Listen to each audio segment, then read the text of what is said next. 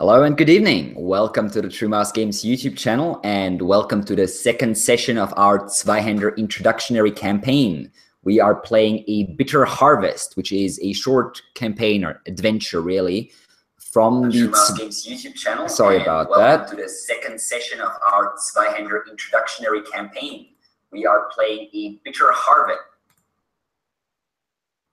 I thought I had muted that. Sorry about that. A Bitter Harvest introductionary adventure from the ZWEIHÄNDER Core Rolebook. We are one session in so far. This is probably going to be an adventure that takes about 3 to 4 sessions to finish, depending on what the player characters do and how much they do, I suppose. So this could already be sort of over halfway by the end of tonight's adventure.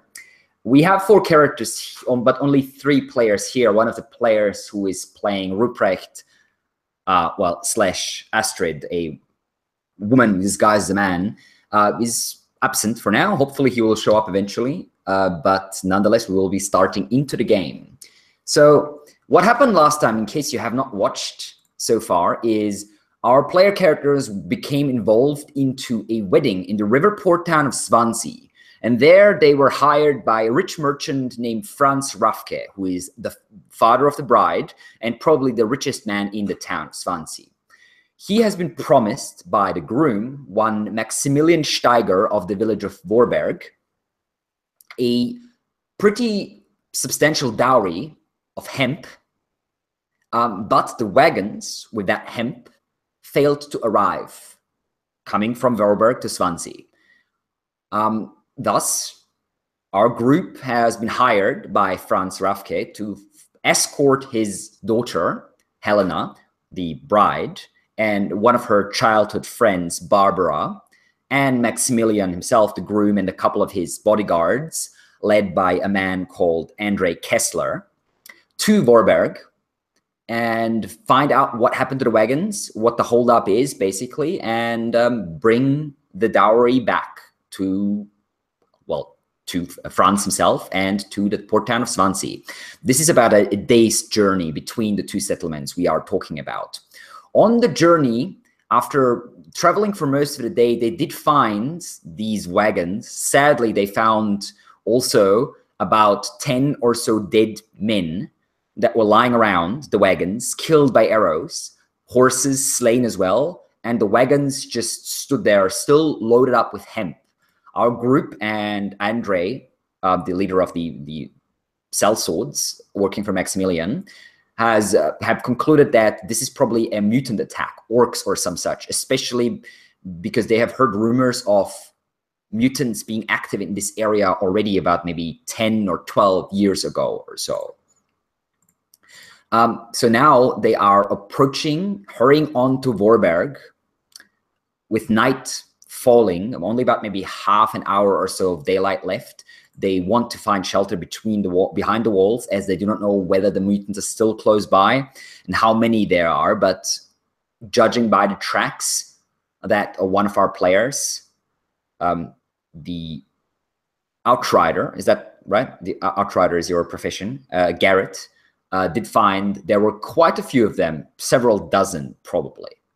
So that is where we are jumping into the game. Our player characters are approaching the village of Vorberg. What you can see in the distance, you're still a couple hundred yards ahead, away from the village. And as before, Andre Kessler and Garrett are riding ahead a bit, maybe 50, 60 yards ahead. You can see the village. The village itself is not particularly large, maybe about 60, 70 houses from what you can tell. And surrounded by a fairly sturdy-looking wooden palisade, however. The door, or the gate, I should say, of the palisade is closed, and there seems to be several guards posing or standing up on the wall, clutching spears, local men, by the looks of them, from what you can tell from the distance.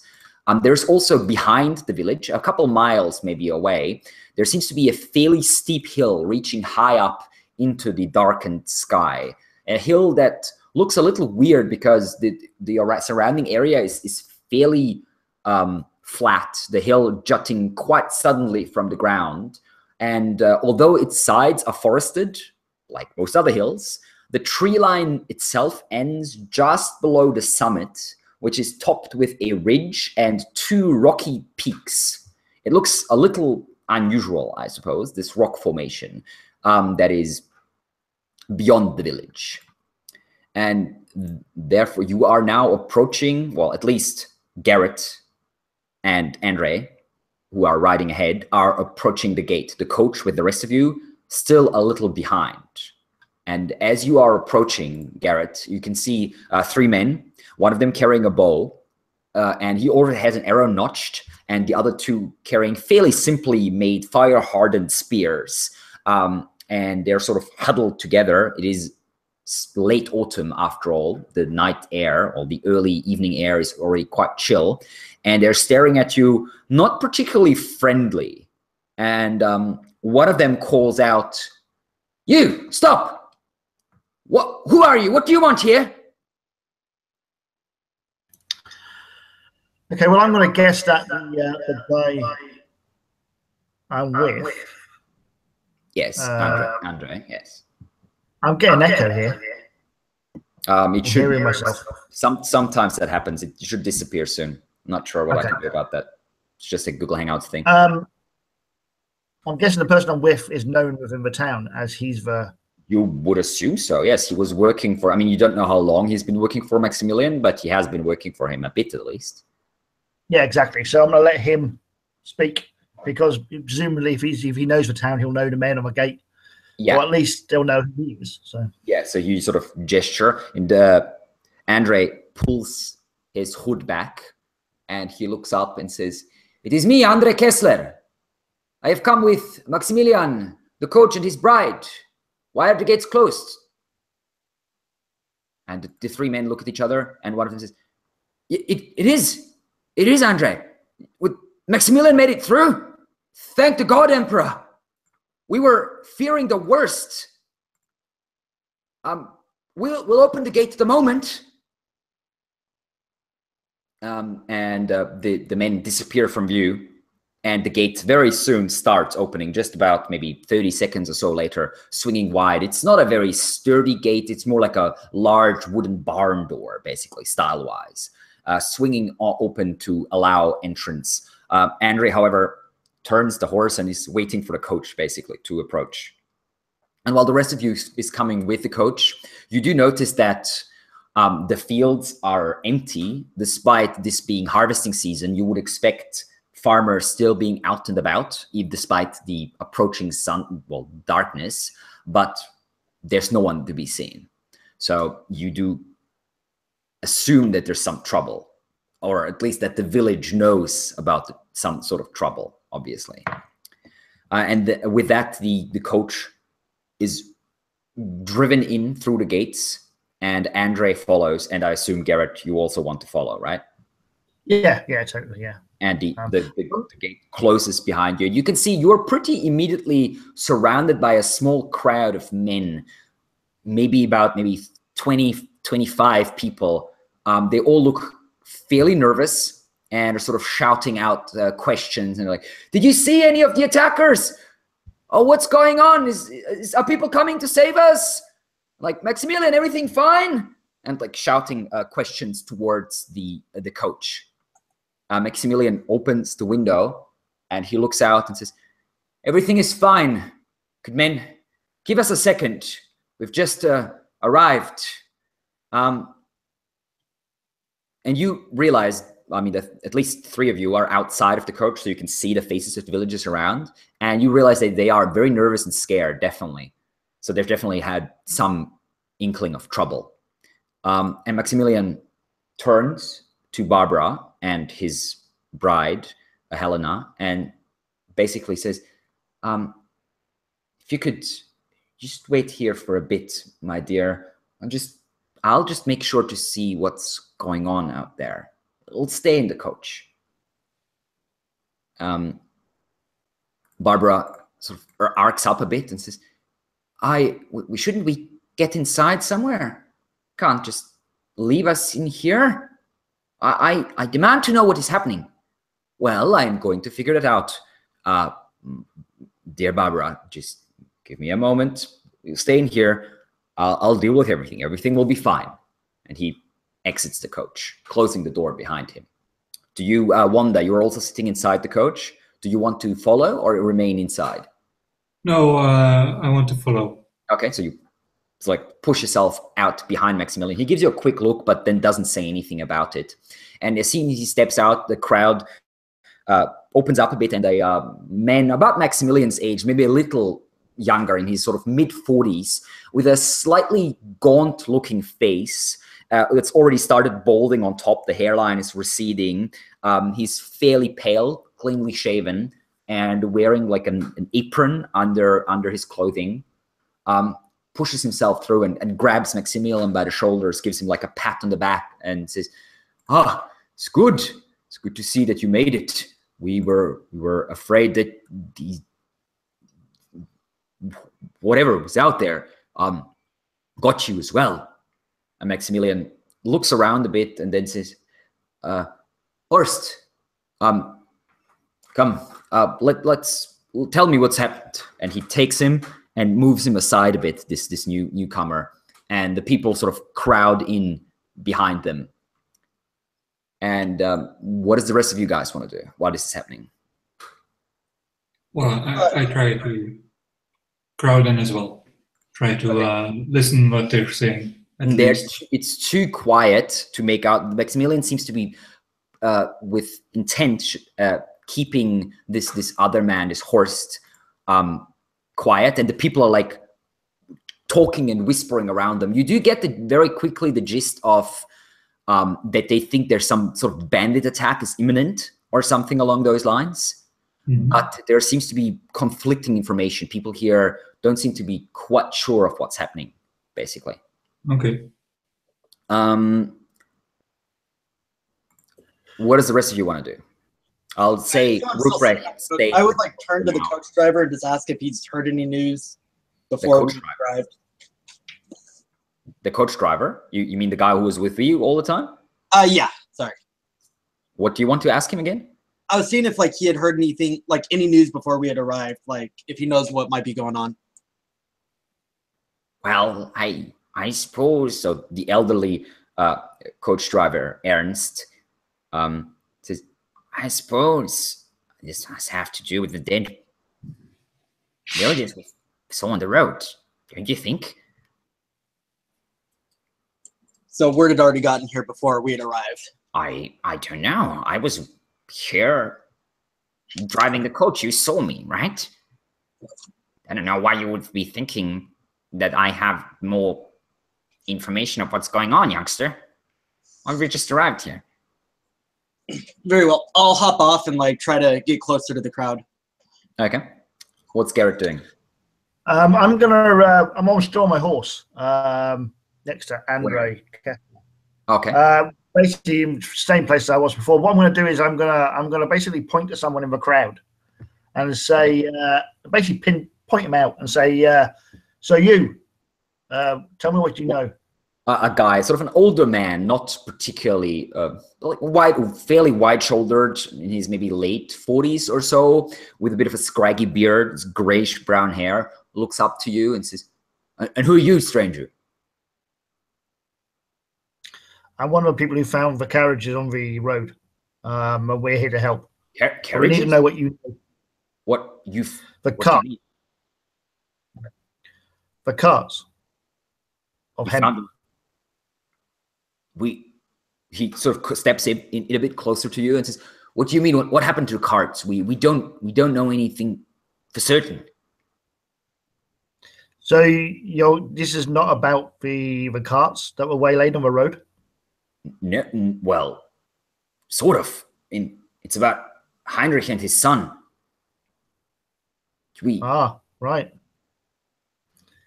Something else has been going on. I'll sort of glance over to Andre, and obviously there's more to this than just looking over to Andre. You see Andre has dismounted, and there's a young man in his maybe early 20s or so approaching Andre. He's a fairly good-looking lad with brown hair, sort of shoulder length, and dressed in like a woodsman's clothing, although the quality of the clothing is fairly high.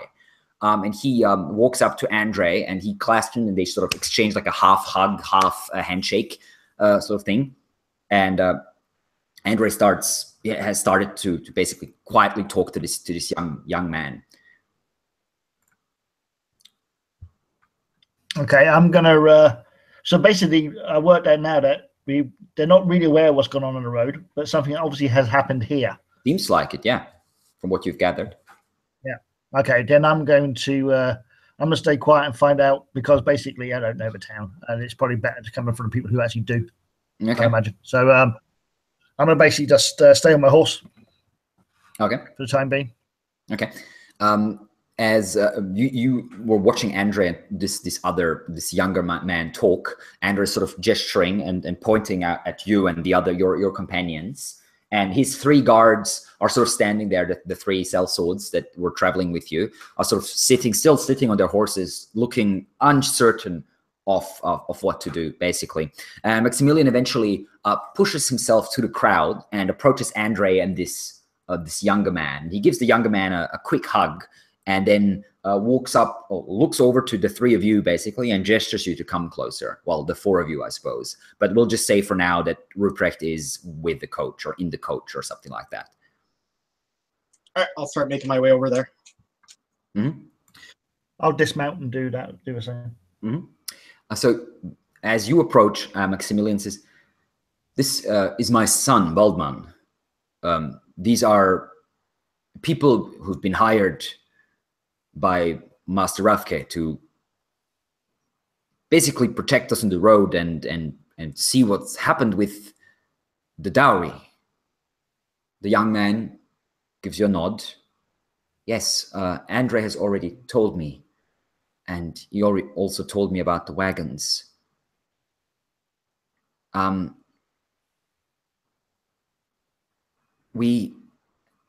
He looks at the 3 of you and says, "Can I ask you for something? I know we have just met, but you look like you can take care of yourselves." What's troubling you? "Well, I've been in charge of security with Andre not away for the last couple of days. And there's something that needs to be done outside the village. I didn't want to leave the village without leaving some protectors behind. We don't have enough men here to guard the village and have a group leave at the same time, and it's getting dark, so if you don't mind accompanying me on a quick trip, we should be back within the hour. There's unpleasant business." I would like to know some more about what happened here first, before we say yes. Well, what happened is that we found 2 bodies. I don't know how much you know about my father and his businesses. One of his workers, foreman, in fact, I suppose you could call it right-hand man, Heinrich. He and his young son, Dieter, a boy really, only about 10 years of age, they were found killed out in the fields this morning. This is why, well, all of this has been going on.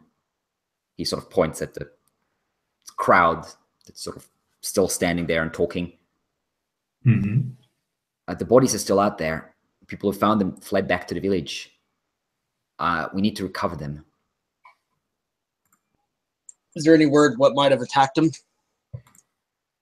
We are not certain yet. Andre says, "I think I have an idea, but we'll talk about this later. First, let me see to the defenses. We need to make sure that the village cannot be surprised." Waldman says, "Of course, Andre, I've done what I can, but you're the professional here." Yes, leave everything to me, sir." He gives a nod to Maximilian and quick nod towards you, and calls out to his 3 sellswords, "Jürgen, Markus, Udo, with me." And they all walk off, and he starts calling out or pointing out a few people from the crowd and basically gesturing for them to follow him as well, and leading this small group away further into the village. Waldman, Maximilian's son, turns to you and says, "So, are you ready to help me with that then?" I'll agree. Yeah, I'll say yeah, definitely. We'll take one of the horses so we can bring the bodies back. Yes. Lead the way. That will be for the best. Open the gates. Open the gates. We're leaving. He shouts all up to the 3 sentries that have climbed back up onto the palisade, basically. And he grabs Andre's horse that was sort of tied to the side of the coach and leaps onto it. He doesn't seem to be a particularly great rider as such, but he's still taking the horse.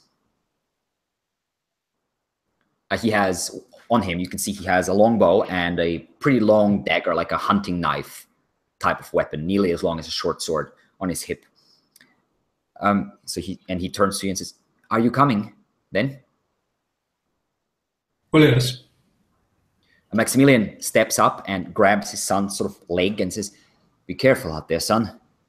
I don't want to lose you too. Don't worry, father. I know the area well.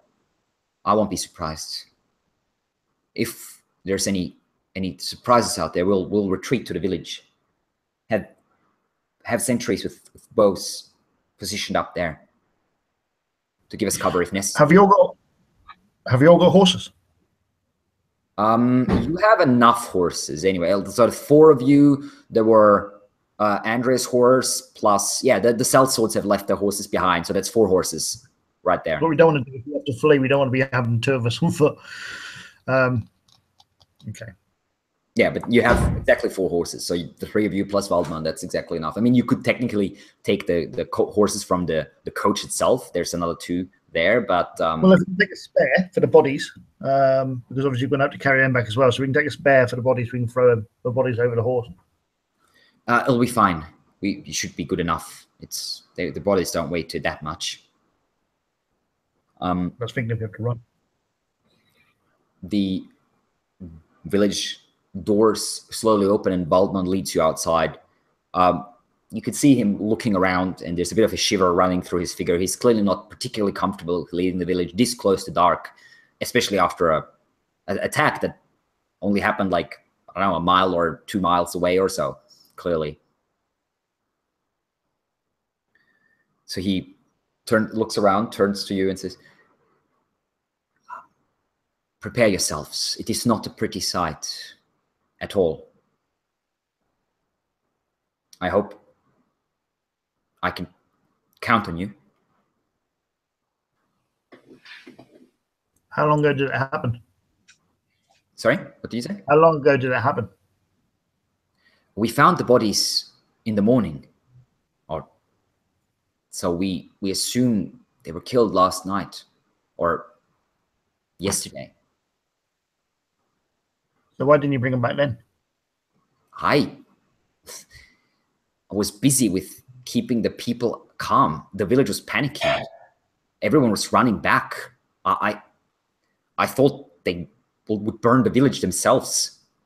People here, after what happened when I was a kid, they don't react well to these things. I mean, if any village could react well to these things, to finding 2 of their own, one of them a boy killed in this way, but you'll see. Like, I start looking annoyed, like, all right, I turn to the 2 of them, like, we don't have time to sit and discuss what should have happened or who did what. Like, let's just go. We don't have a lot of time left. I agree. I presume we're doing this while we're walking along, going to the well, you're riding, and it's not like you're riding right next to each other and you can have a pleasant conversation while you're doing that. So yeah, he sort of gives a horse the spores a bit, and he doesn't lead you as you might have expected, maybe up the road that you came, or he actually leads you across the fields, trampling down a few plants and such on the way. You can't ride particularly fast, but you're faster than on foot, that's for sure. And in this twilight, you can see there's discarded farming equipment everywhere. People must have just dropped whatever they were working with and just fled in complete chaos. And he seems to be leading you to the southeast. So it's vaguely the direction. No, southwest. Sorry, my bad. So it's vaguely the direction that you are coming, or that you came from. And you ride for about maybe 10, 15 minutes. It's just about to get well and truly dark. And then he points at what looks to be a small orchard and a field in front of it. And you can see in the middle of the fields, there's like, seems to be scarecrows positioned. But other than that, there is no movement. And he leads you straight towards that orchard. And as you approach, you realize these two figures are not scarecrows. They are two human bodies strung up in a scarecrow-like position. Their arms stretched out and tied to crude wooden sticks that are basically fashioned in like a cross type shape. And Waldman jumps off about maybe 20 yards or so away from the two corpses. And he turns to you and says, "You see, that is how we found them. They were placed here to scare us, I suppose, or something." I'll turn to the others. Keep your eyes open. If it was last night, they might be still around in the area. Yes, good. That's a good advice. I'll go get the boy determined. If you could take care of Heinrich, please. I'll hop off the horse and start going there. Mm-hmm. And he moves off to the right, to the smaller of the two figures. And you can see. I'll move. Yeah. Sorry. Go ahead. I'll move my horse around so I can get a clear view of the area around us and keep an eye open. Okay. So you're remaining on the horse. Yeah. Yeah, one that does the same. Mm-hmm. Both of you, give me awareness checks, please. Okey-dokey.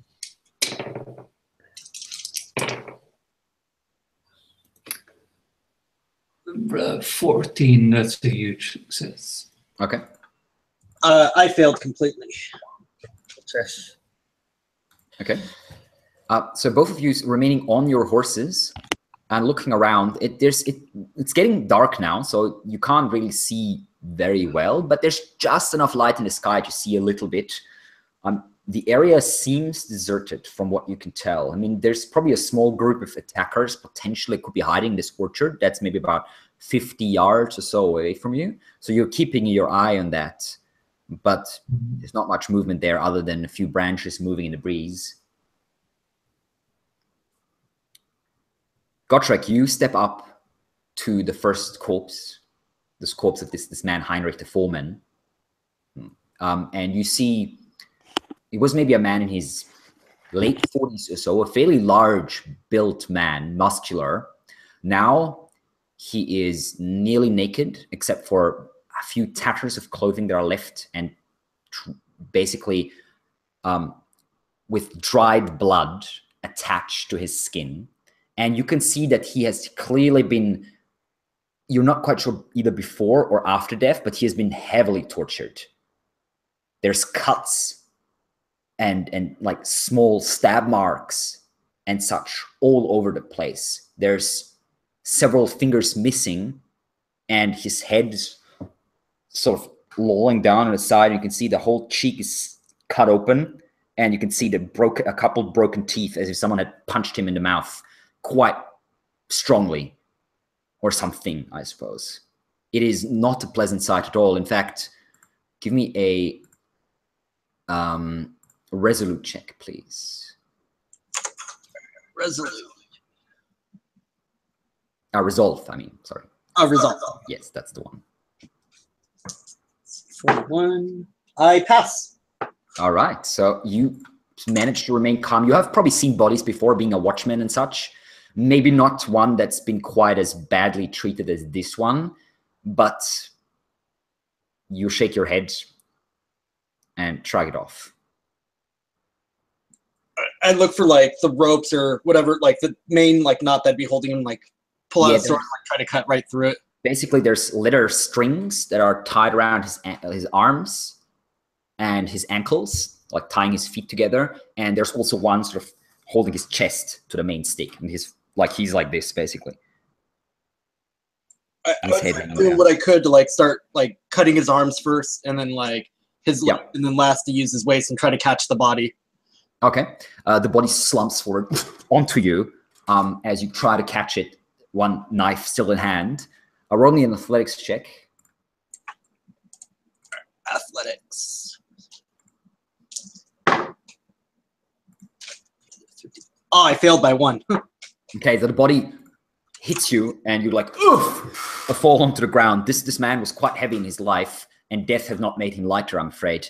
You smack into the ground, and you lie there for a few seconds, and until you sort of manage to push the body off, and you now have a few stains on your clothing of difficult to say which origin exactly they are. And you also take 8 points of peril. All right. I would like call out to one of the others that are on the horse if they can come give me a hand. He's quite heavy. I don't know if I'm going to be able to get him over there. Okay. Does anyone want to help? Well, one that looks at Godric. Garrett. Garrett is. I think I'm actually better off staying on the horse, as I'm a person with probably the ability to spot these things and with a ranged weapon. If you get attacked, or we need to know about it before it happens. If I'm busy over there, I'm not going to be able to see anything. Well, I'm an my job. One that looks a bit shocked, of course, that the woman is supposed to do the heavy lifting here, but she gets okay. Walks over to help. Yeah, you see the body now lying on the ground, sort of face the dead eyes staring up into the darkening sky. It's not a pretty sight at all. You also have to give me a resolve check.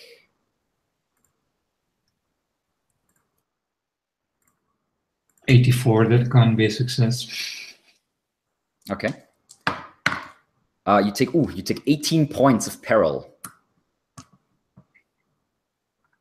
How many levels does that go down?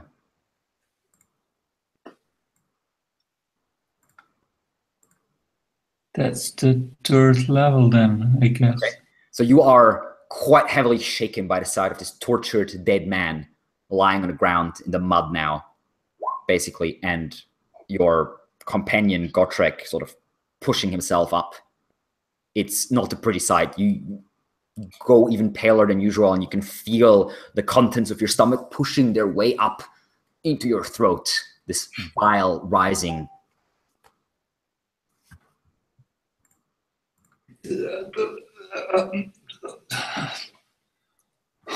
Oh my. This. What's this? What the hell did they do to him? I'm not quite sure, but look, whoever did it, they probably enjoyed it. Yeah, well, that doesn't help. Let's just get this over with. Let's get him on a horse. Yours. I go grab like my horse, pull it closer. Yep. Try to work it up there. Okay. Yeah, it'll take you a bit, maybe about a couple minutes to sort of lift this man and then push him over the horse. So this is hanging over like a sack, basically. Legs on one side, arms on the other. The horse is a bit nervous. The smell of dried blood making it skittish. Its ears are laid back against his head and his eyes are rolling around a bit, but it remains standing. I would try to like calm the horse, like petting it and stuff, like trying to soothe it as much as I could. Okay. That will be a handle animal check, please. Wow, I actually got it. Oh, wait, let me double check. 30. Yep, I got it. Okay. You pat the horse's back and speak to it in a calm, sort of whispered voice. And after about a minute or so, it manages to calm down a bit. In the meantime, Waldman is approaching, and you can see he's carrying the body of the boy, small body really, and he has draped it into his own cloak. But there's like one hand hanging out. But that hand does not seem too heavily damaged, to put it that way. Waldman shakes his head and says, "You have him? You have Heinrich?" Yes. All right. I'll take Dieter here with me. Let's get back to the village before these things come back. And he slowly puts the boy in front of him over the saddle and then swings himself up and turns his horse and starts riding back towards the village. Climb up on the horse. All right, let's get going. Okay. While you are riding, you're now very much more slowly. Well, actually, you're riding with the horse at the same time. Sorry, with the corpse. If it was possible, but it depends on how fast he was going. It would be very uncomfortable, but if he's going slow, I would hop down and just like walk with the horse. Yeah, that's fair. Waldman, after seeing this, actually will probably do the same. He'll tie the boy's body to the saddle somehow, and also hop down. He'll say to Garrett and Wanda, "Keep your eyes open, please. If you see anything, let me know immediately, and then we'll ride for the gate as quickly as possible." Of course. Yeah, I'll keep an eye on around my surroundings. Mm-hmm. Yeah, this has now grown well and truly dark while you were cutting down and putting the corpses onto the horses. So it's not much. There's not much to be seen, but still, I mean, there's enough light to see maybe about 50, 60 feet around you. Waldman turns to Gotrek while you're sort of walking more or less side by side, leading the horses, and say, "My friend Andre said that you came upon the rest of the men, all dead on the road."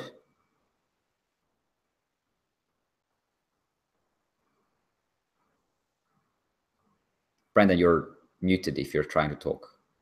Oh, sorry, I had to go check the door real quick. What happened? Oh, okay. Waldman turns to you while you're leading your horses together and says to you, "My friend Andre, he said you came across the rest of the men on the road, all dead?" Yes, I was not the first one to find them, but from what I saw, they were all dead.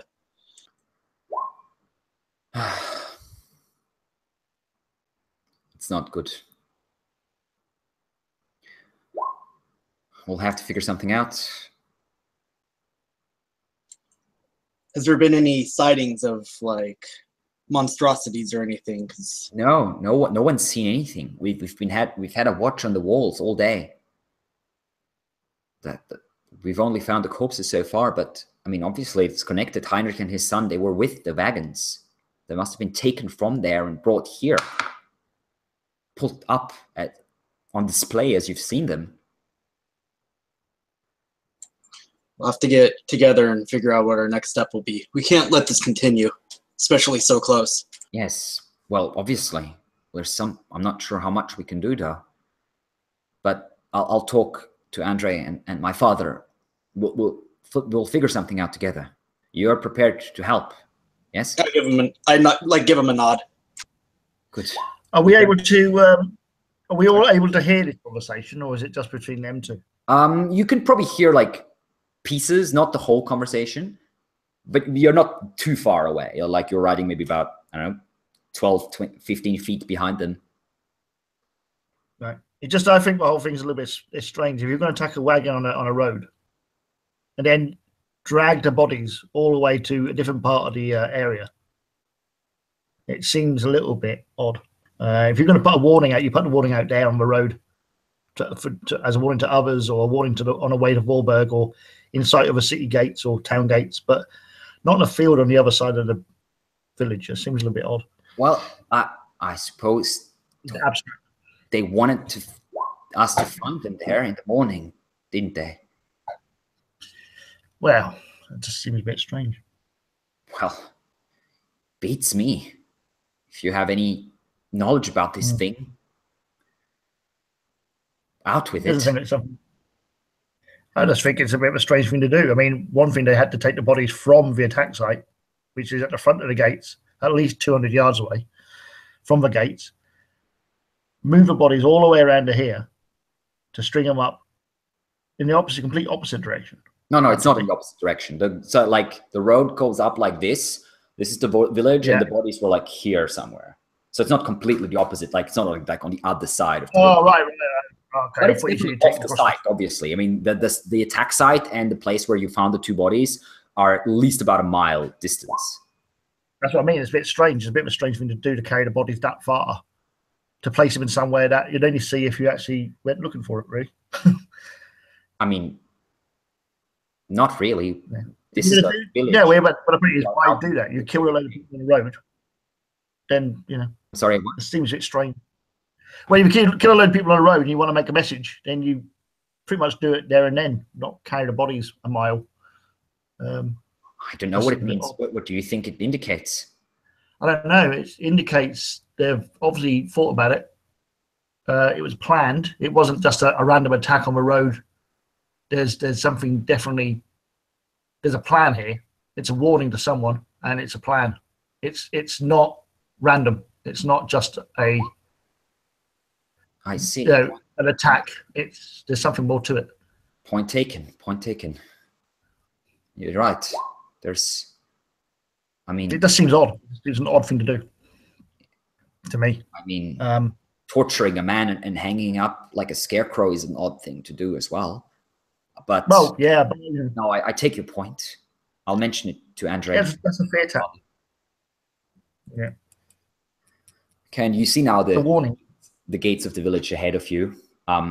So you've kept an eye out as best as you could, but there was no movement in the darkness around you. And you can see people with torches standing on the village walls. And as soon as you start entering the bubble of light, the gates are also opening. And Waldman stops and he says, does anyone have a cloak or something to put over Heinrich? We don't want everyone to see this. Not in the light of the village itself. It would spread too much panic.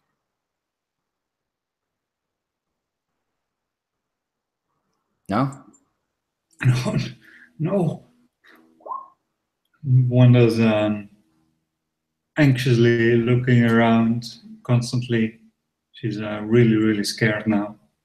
I see. Well, then, just march on. At least they won't see the boy.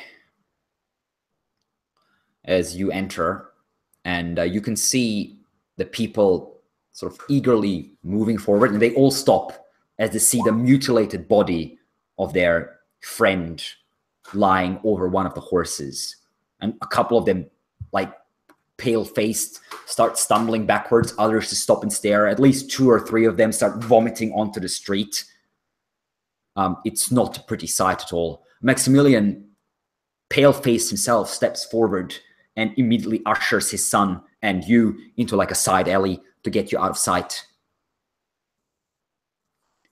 And he says, we need to put these bodies, Waldman, take them to the temple. And try to keep them out of sight. We can't. His hands are shaking a bit himself, but you do see that he's trying to keep his mind and his bearings, not show too much fear. We can't let panic spread here. And then come home. We'll talk about this. We'll have to find a way to figure out what is happening and figure out what we can do about it. Yes, Father. Waldman takes both horses now, turns to you and says, thank you. It's no problem. I'm glad we could have helped. Yes, thank you. I'm sure we'll speak later. And he leads sort of through the side alleys, the 2 horses with the bodies on them away skirting around the crowd and moving in deeper into the village. Maximilian turns to you and says, well, this was not the homecoming I expected, to be perfectly honest. But this mutant attack, listen, the people here, they seem to think bandits are responsible. Let's keep it at that for now. We don't want to spread more panic than necessary. All right? Just keep up with the bandit story for now. We'll talk later once I've figured everything out. Your help will be more than appreciated. I've arranged for accommodation and food for you in the Cowardly Orcs. That's the tavern just down the road towards the center of the village. Horst, the man you might have seen with me before, is the innkeeper there. He'll take care of you for now. And we'll talk later.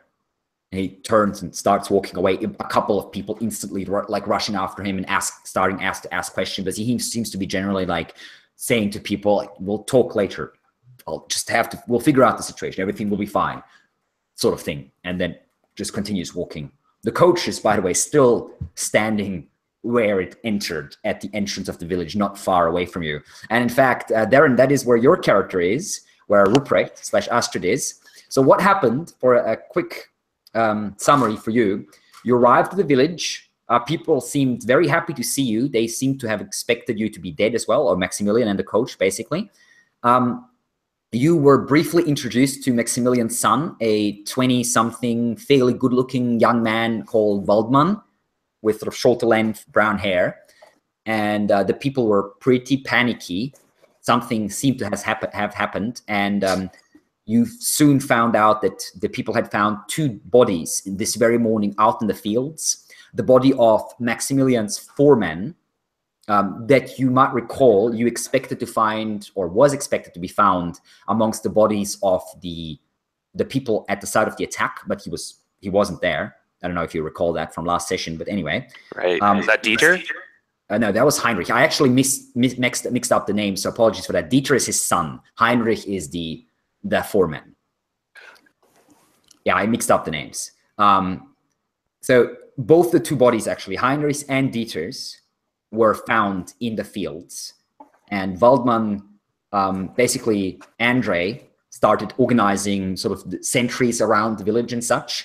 And Waldmann and your companions went out into the darkness, basically, to retrieve the corpses. And they came back about half an hour later or so, maybe 45 minutes later. And you caught a quick glance of one of the corpses of a large, fairly muscular man who looked very badly treated, maybe tortured or something. You're not quite sure. You didn't look too close. And then Waldmann, Maximilian's son, led the 2 horses with the bodies away. Of the other body, the boy, who must have been fairly young still, judging by the size of the body, you thankfully didn't see much because there was a cloak covering the body. And Waldmann, carried the 2 bodies off, basically, into one of the side alleys. There's still a sizable crowd, about 30 or so men, gathered around, talking amongst themselves about, well, did they seem fearful? Not as fearful as they were before Maximilian came back, though, and Andre, obviously. You remained behind with the coach, and the sellswords also went off with Andre. So the only one still with the coach is Ernst, the elderly coachman that you have talked to before, and the 2 ladies within the coach itself, the bride, Helena, and her friend, Barbara. Maximilian, right. And you see Maximilian just walking off, seemingly without even noticing that he's leaving his bride behind in a coach, or maybe he has other things on his mind. And your companions are standing there. Your friend Wanda looks extremely shocked. She's very pale-faced and like she's clutching her chest at probably what she has seen without the walls. But there was no attack, so that's good. Just to recap the situation. Yeah, thank you. I just joined you as you discovered the one body. We're describing the effects of the torture and so on. Yeah, apologies, everybody. A little incident at my brother's place. He called me a couple of hours ago to help him gather up cattle. Okay. And, yeah, anyway. that's fine. That's fine. Anyway, so that's the situation at the moment, basically. Thank you. I had a quick question. And I could, during this time, if I could try to befriend the bride and her friend, Barbara, but I was also going to ask discreetly the age. Now, I might have missed this, but one of the bodies they found was a boy? Yes. Right? Do we have an approximate age of that boy? You haven't seen the body. I mean, you could ask your friends maybe, but you yourself, you just caught a quick glance of a pale hand, sort of straight like dangling from one of the horses. Most of the body was covered up with a cloak. He couldn't have been too old. At the most, early teenage years, just judging by the size that you saw, the lump basically that you saw under the blanket. Because I've been mulling a few ideas with a couple other characters, and we're just trying to piece together some of the clues. It's trying to stay in character and in context, of course. Yeah. With, so you while they were gone, you wanted to enter the coach to talk to Helena and Barbara? Yes. I'm just trying to, now I'm still sort of portraying this outside appearance of a masculine figure to the outside world. And whether that's successful or not, well, anyway. Used to have been, at least. Yeah. So it would be awkward if I got in the coach with these two women. Yes, definitely. Unsupervised, that would be a bit awkward. I mean, you could talk to them like through the window or something if you wanted to, but getting in there and staying there with Maximilian absent, that would definitely be a bit off. So I better put if possible, I'll spend more time trying to talk to the coachman. Aaron. Yeah. Aaron or Eldon. Ernst. Yes. Ernst. So Ernst, he's an old timer. He's been in this area his whole life, kind of. That's what I figured so far. Yeah. I was going to talk to him and see if I could. He seemed quite friendly and opened up to me a bit previously, so I was going to chat with him and say, Ernst. Yes. I imagine he's grooming the horses and stuff and tinkering with tack and whatnot. He's actually still sitting on the coach as he's waiting for some sort of order to move the coach somewhere else, potentially. He looks nervous and sort of exchanging a few slightly tense words with the people around him. But when he has figured out what happened, like hearing that Heinrich and his son Dieter were found dead, in fact, not dead, not only dead, strung up like scarecrows in the fields. He was definitely taken aback and sort of turned inward, and you can see his hands shaking and he's rubbing his hands. But he'll talk to you if you start Ernst, Master Ernst, you are a respected man around these parts, and I just wondered if you had any hunches about this. We'd like to help this village, and this is a mystery that I think is tied in when we talked. Remember yesterday we talked about how an incident happened years ago, and that was a few hours ago, not yesterday, but a few hours ago. Yeah. Do you think this is now? He saw the ambush site as well. Yeah, he drove through it, and he did see it. He knows that. Okay, so I say, what do you think about all this? Do you think there's some connection with this? I don't know what to think. It's the only thing I'm sure of is that we're in a shitload of trouble here. If this is a similar thing like what happened 12 years ago, I don't know what we'll do. If these sort of looks around and lowers his voice a bit. If these mutants are already here, if they're getting ready to attack the village, there's no chance we'll get to go get help in time. It'll take at least 2.5, maybe 3 days until any type of assistance might come in from any of the other villages or towns or the garrison. I'm going to talk to my friends, and we're going to hopefully come up with an idea of how we can help solve this mystery. Well, I'm sure Master Maximilian will and Master Kessler will know what to do. They're both smart men, and I mean, Master Kessler is experienced with these things, right? Hopefully he'll know what to do. Probably best if we sit tight and just wait for them to tell us what the plan is, like defend the village or something. I mean, I'm too old to fight, but surely we have a couple dozen young men at least that could protect the walls. Well, thanks for your time. I'll be back in a little while. I'm gonna go find my friends and see what they say, and perhaps we can talk to Maximilian. This is basically when just as your friends are arriving back. Okay, so I said, there's my friends. Perhaps they've learned more. I'll go ask them what they found out. Sure, I'll be here. Thank you. Dankeschön. Okay, so you hop off the coach and you approach the three of your friends. Two of them still sitting on on horseback, and Gottrek's leading, well, actually without a horse at the moment, as Waldman has taken yours. So I hail them, welcome back, friends. And I go up to them and go up to Gottrek and Wanda in particular, and kind of get caught up with Wanda. I ask, so what did you find out? And what did you talk about? And I tell them about, basically, I just got filled in. I looked around and talked to the coachman, and everyone here is very nervous and quite terrorized. And the coachman, between you and me, he thinks something's going to go down. The village could be attacked. Some larger incident could be coming up. Oh my dear, it was so horrible. And really, what a good thing you weren't there, that you didn't have to see this. The bodies, what they did to them, it was horrible. Really, I can't find the words for it. What? So, geez, they were tortured and mutilated? Completely. Yeah. And these guys look all pale and everything too. They've seen these horrific things.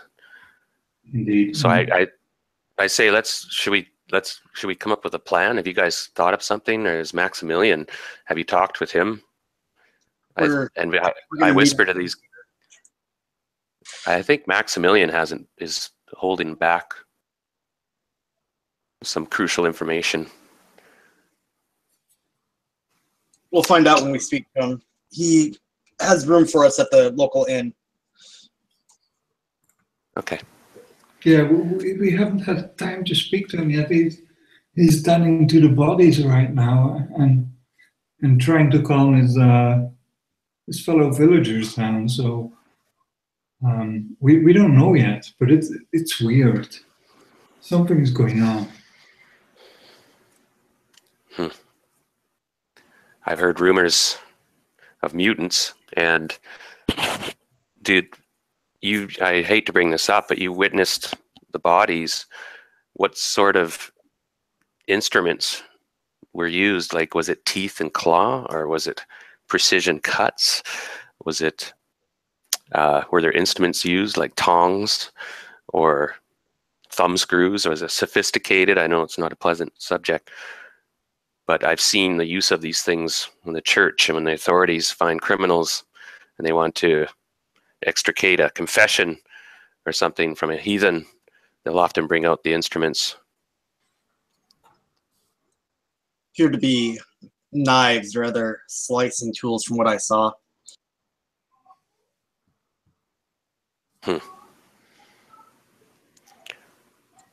Well, the clues are starting to add up somewhat. I think this is all connected. It's really weird. They were strung up rather like it was like a warning. And they were strung up outside the village so that all the villagers could see. And was meant to be exposed in a full effect.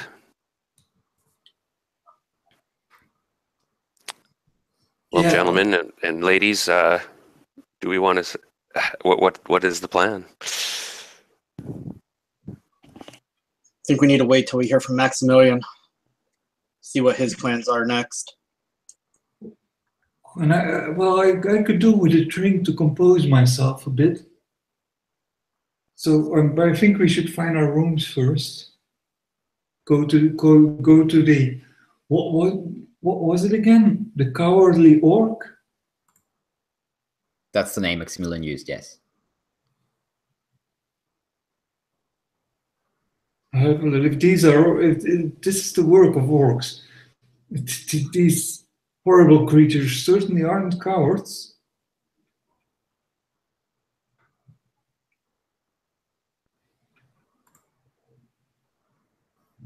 And I think we should make rest for the night at least, and gather in the morning and figure out what's going to go on. Good idea. Shouldn't we, like, I don't know, keep watch or something? If something's happening during the night, I don't want to be surprised. They have village guards. I think if anything happens, we'll hear the call for gathering and defense. I'd rather get a good night's sleep before, just in case if we have to leave town tomorrow. There is a hitch, though. Between you and me, I have some suspicions about certain members in the village itself. I would prefer that we had somebody we can trust on watch, like one of us, just as an extra precaution. There's 4 of us, so we could each take a shift. Right as you're talking, there's a bit of a commotion behind you, and you turn to see a woman about maybe in her 40s or so, a very stern-looking woman, deep lines sort of down on her mouth and on her sides of her face and such. A woman that does not look like she's smiling very much. She's dressed fairly finely, and her sort of brownish gray hair is tied up in a very tight butt in the back of her head. She walks forward and she says, "The bride, where is the bride? I haven't seen her yet." Goes a bit quieter. One of the men says, Mr. Steiger, I believe she's still in the coach." "What? My idiot brother left his bride in the coach after bringing her here on a night like this?" She starts pushing her way through the crowd, men moving aside for her. "I can't believe this man. I knew he was a fool, but this much of a fool." She opens the door of the coach. "Ah, my dear." And you can hear her basically briefly talking to Helena. "My name is Beate. I am your sister-in-law, I suppose." And she steps inside and closes the door behind.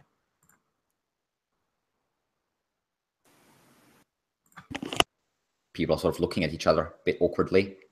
And one of them says, I suppose we should help bring the coach over to Maximilian's house, yes?" The coachman Ernst calls out, I'll be fine with that. Just make a bit of way so we can drive through."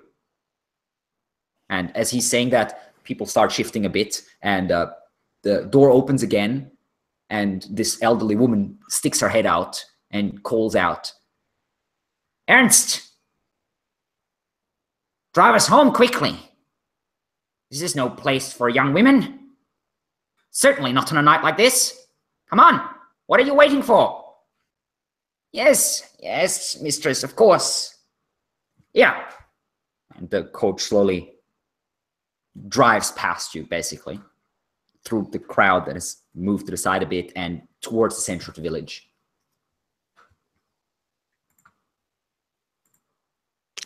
I'm going to take my horse over to the stable. I presume there's a stable next to the tavern, I'm guessing. Well, you don't know where the tavern is, nor do you see a stable.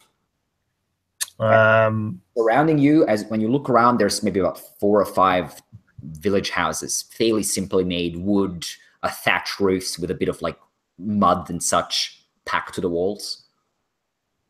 Well, he did indicate, didn't he sort of say where the tavern was? He indicated. Yeah, he sort of pointed back over his shoulder towards it, where this seems to be the center of the village, basically. Yeah, I'll head in that direction. And, Okay, see if I find a stable. Following the coach. Mm-hmm. Yeah. The rest of you tagging along? Yeah. Yeah. All right. So 2 horses in tow, as Wanda and Garrett still have their horses for now, or their horses, the ones that were given to you anyway. You see, as you're approaching, you're through the village is still lit quite a bit. People are obviously awake and afraid, and there's small groups of mostly men. You very rarely see women at all, and no children, certainly, huddling together, like 3 here, 4 there, and just talking quietly and gesturing around. A couple of are casting suspicious glances your way as you are driving through or riding or walking through the village. The village itself isn't particularly large. You probably estimate maybe about 150 or so inhabitants. And there's maybe about 60, 70 houses. You do see a couple of buildings that seem to be sticking out a bit. In the center of the village itself, there's a small plaza with a well in the center. And you can see there's on three sides of this plaza, there's buildings that seem to be mostly made of stone and seem generally better quality than the rest of the farmhouses that you have seen. One of them is clearly a temple, a small, or shrine, I should say, really, a small temple to the god emperor himself. You see the Warhammer-like symbol of the god emperor on the stone facade. It's fairly simply built without much adornments, but it also doesn't seem particularly old.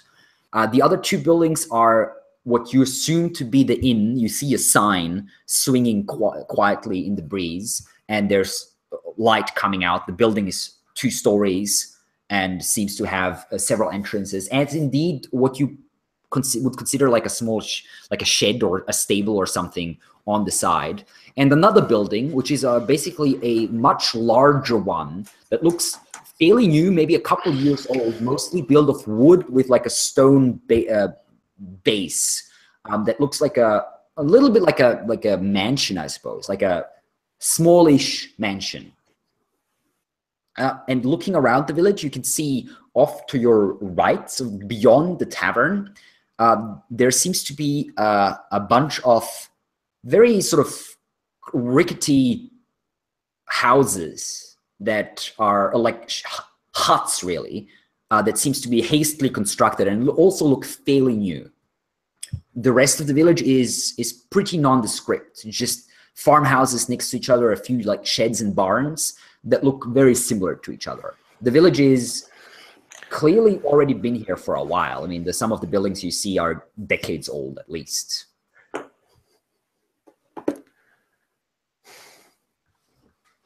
So is there a stable near the tavern or a hitching post outside the tavern? Yes, there is. There seems to be like a side building.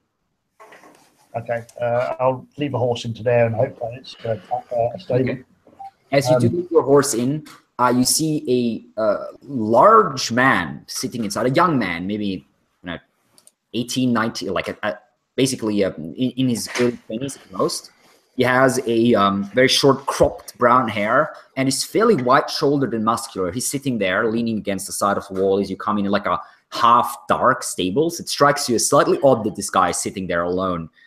He looks up to you and says, "Who are you?" We are friends of Maximilian. Oh, Maximilian, friends, that's good. And he gives you a wide grin. We wish to stable our horses. Horses, yes, horses. I can do that. I'm good with horses.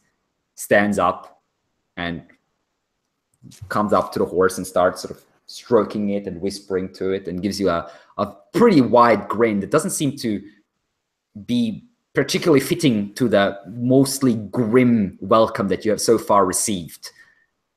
Thank you. I'll take care of the horses. I'm good with horses. We just found a village idiot then. He's slightly off in the head a bit, you'd say, by the way he's talking and such. Physically, he seems healthy enough, but yeah, there's definitely something like very childlike to this guy.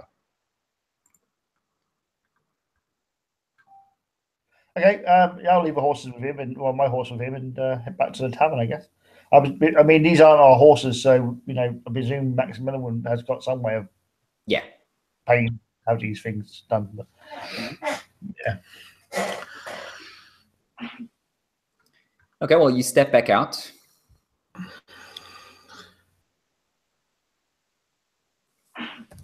Meeting with the rest of your friends. I presume, did we take both the horses in, or was it just me taking my horse in? Don't know. The other one who has a horse is Wanda. Yeah. Okay, well, I'll head back to the tavern. But well, I'm not going to keep my horse with me all the time, so I'll leave it there as well. Okay, sure. The guy also gives you a nod as you come in. Oh, thank you. I'll take good care of the horses. And starts like unbuckling the saddles and such instantly. Okay. right.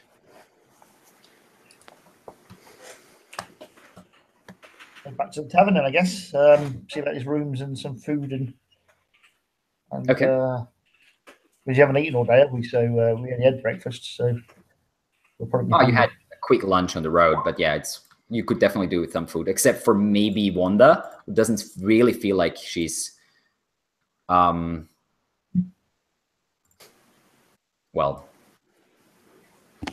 too keen on. Not at ease. Spoiled appetite. You enter the inn, which is pretty much empty, except for a man and a woman inside. There's a hard fire going. It's fairly warm inside the inn. And the man himself is the man you have already seen before. This sort of man in his late 40s or so, already balding on top, brownish gray hair, cleanly shaven, wearing like a gray apron, who seems to be the innkeeper. The woman herself is fairly pretty, sort of blondish red hair, shoulder length, and in her maybe mid-20s or so. She turns to you with a bit of a wrinkled expression, but then the man says something to her quietly, and she nods and gives you a smile and says, "Well, welcome. My name is Lieselotte. You can call me Liesel. Please, welcome to the Cowardly Ox. Please sit wherever you want. As you can see, there's a lot of space."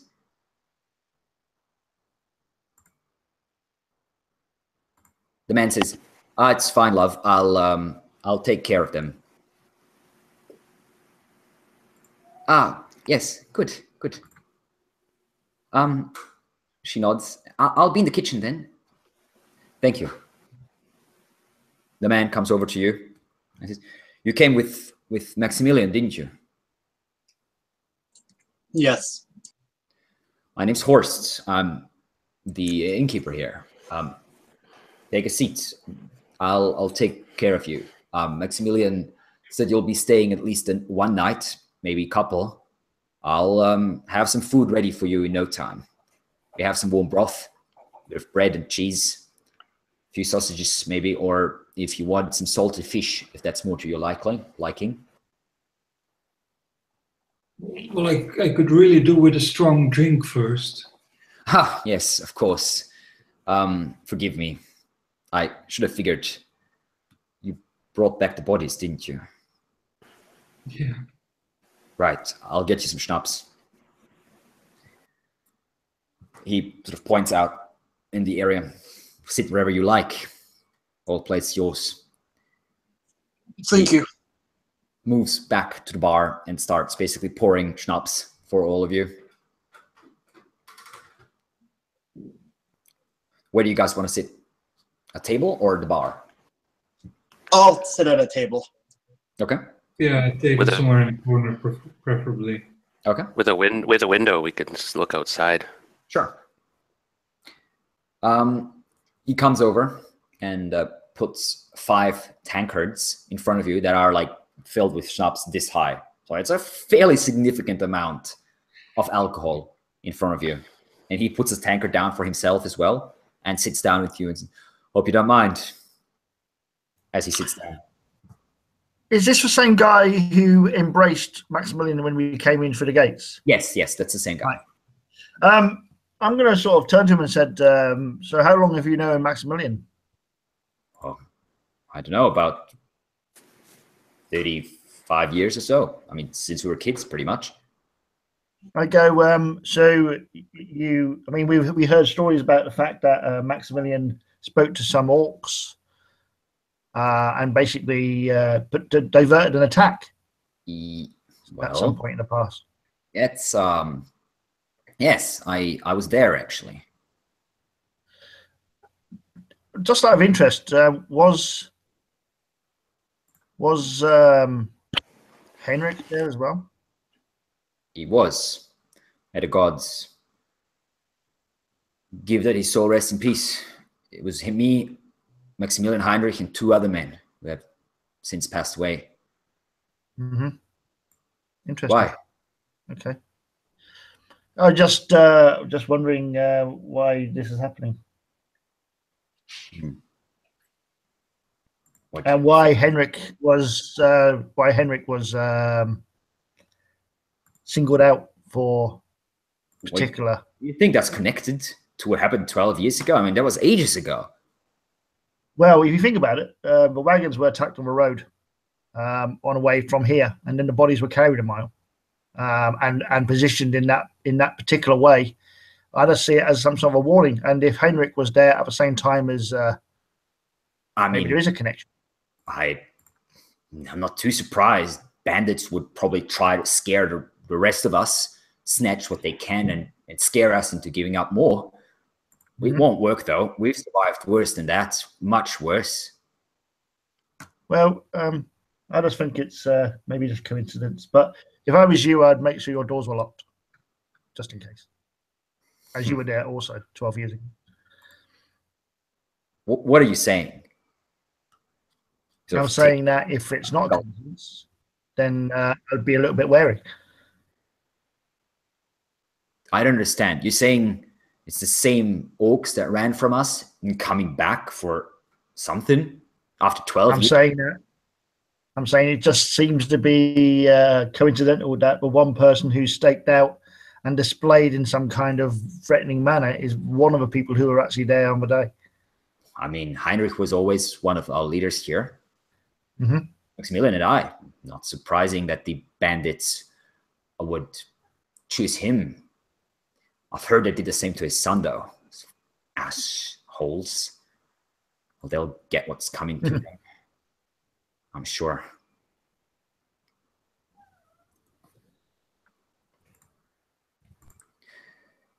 He looks at the other three of you. So, what brings you here exactly?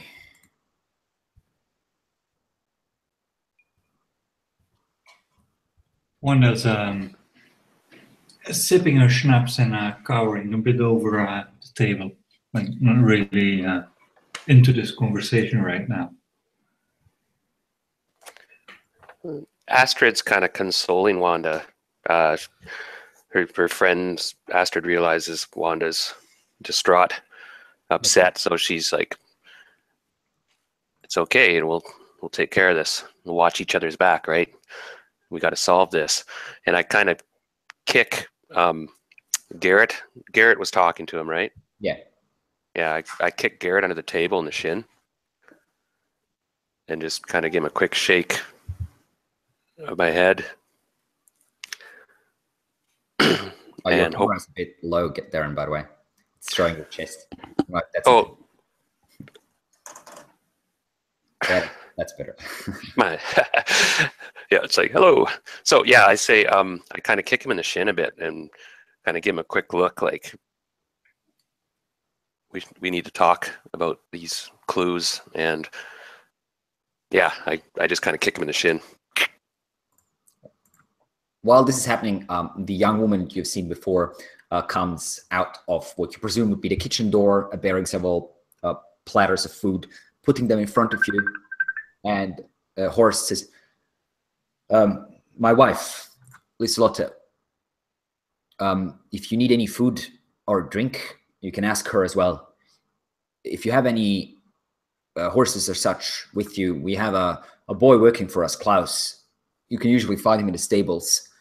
You can leave your horses there if you want. Yes, thank you. I think we already had. Appreciate that. Well, that's good then. Mm-hmm. Anyway, is there anything else I can help you with? I think we're good for now. All right. Don't hesitate. If you're need anything else, Maximilian's paying for everything. Do we have privacy now? Yeah, he stands up and goes back to the bar. And as long as you keep talk quietly, no one will be here. No one else except for him, his wife, and you are in the room. Okay, so I don't want to make it look like we're conspiring though or anything. I keep the conversation and ask these guys, so what do you think? We got some strange clues here, situation. I put together some of the clues we've gotten, and it points to, some deal was made. And of course, Garrett and Wanda and you guys are catching on to this as well, right? I think Maximilian has some answers we need. What exactly happened at this deal he made? Because this deal is now coming to fruition, I think. The consequences of that pact, or whatever it is, there's a price being paid now, or hasn't been paid, or is being demanded. What do you guys think? I just want to get a consensus in the group to think, was there some clues I missed? And apparently these are mutants that left. I heard rumors when I originally brought me here. My curiosity brought Astrid here to investigate these mutant sightings and incidents in the past. So Garrett, where is Maximilian right now, actually? I was curious about that. I missed that part. Where is he right now? Is he in the village? We're not sure. I mean, he walked off somewhere in the village, sort of in the same direction that you went, but a couple minutes before you, so you're not quite sure. And he was dealing with the bodies and such? No, his son. His son took the bodies. Okay. You're not sure where he took the bodies, but you saw them leading 2 horses away with the bodies draped over them. So we don't know where Max is then, right now. You do not know. Okay. What do you guys think? That's the big picture I see so far. That's the clues I've gotten. By the way, we also have an employer back in Swansea who's expecting wagons of hemp back. Now I know that's probably a minor thing compared to perhaps an invasion of this village or some dark incident about to happen. So I don't know if you guys want to follow up with that either. I mean, we're getting paid by the day, if I'm correct, to return this gentleman's hemp, and if not, bring his daughter back.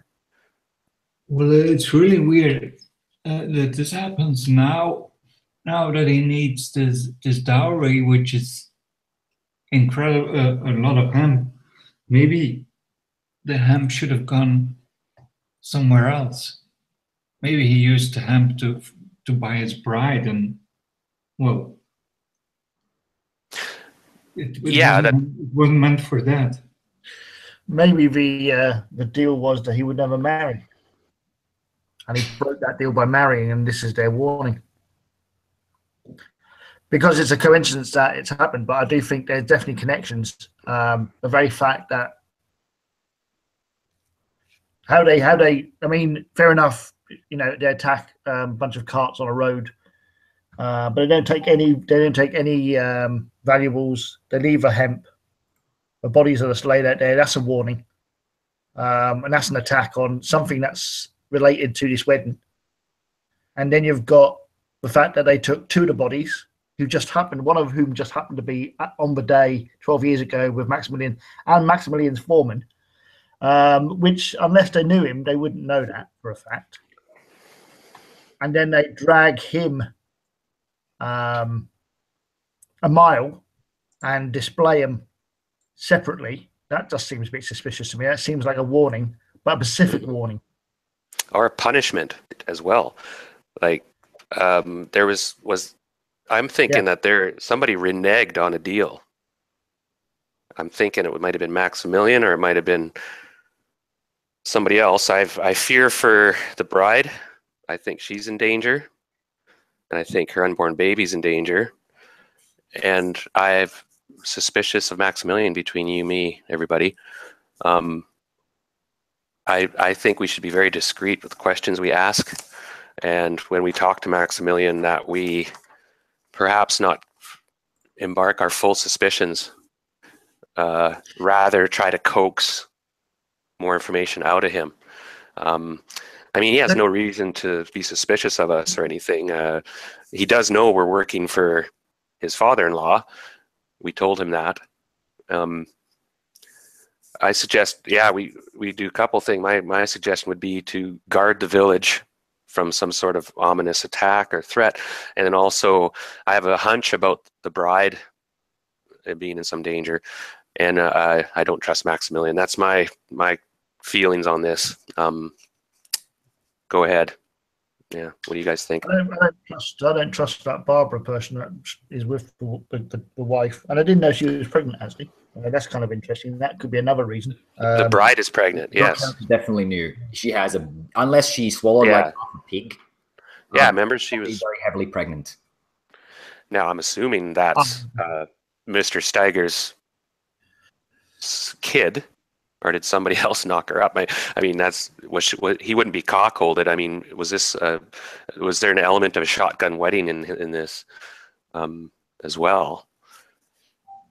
Or maybe he's marrying her because of something else. Maybe. You're not suggesting. Well, he got a monopoly on his business by marrying her. Yeah, that was part of the deal, remember? Maybe then he's marrying her to basically stop the shame. Because obviously, in these days, you don't want a daughter who's pregnant out of wedlock. Right. Especially if she's been up by somebody who maybe even Maximilian's son had something to do with all of this. Because he seems like the right age. And maybe Maximilian's agreed to make a decent woman out of a daughter in exchange for. But he doesn't seem too bothered about her. I mean, the fact that he left her in the carriage shows there's no kind of real love lost anywhere around there. So, well, I mean, maybe he's 30 years older than she is, or so. In this day and age, I mean, that's pretty much how it works. I know.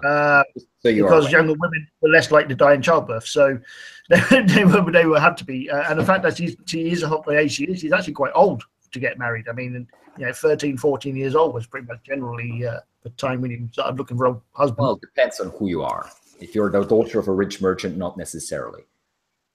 But yeah, so I don't think the age is an issue. I think it's the fact that maybe he's protecting her virtue, if you like, in exchange for some kind of business deal with the father. And maybe then this has actually broken some sort of pact he made that he wouldn't do this, or he wouldn't marry, he wouldn't have children. And this is a warning that they've come back and said, look, this is what you've done, and we know about it, and we're going to scuttle your plans.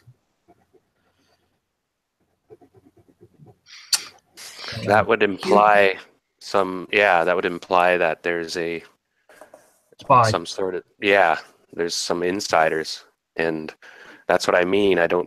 That's why I kicked him in the shin under the table as well. It was like, we don't want the wrong people becoming suspicious of us. But there's definitely some information missing we have to find.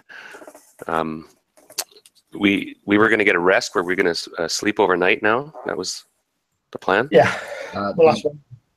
By the way, in the last 10 minutes or so, a couple of villagers have come in, talking and ordering heavy drinks, like hard drinks, basically, from Horst, who's now moving back and forth. But none of them is eager to approach you.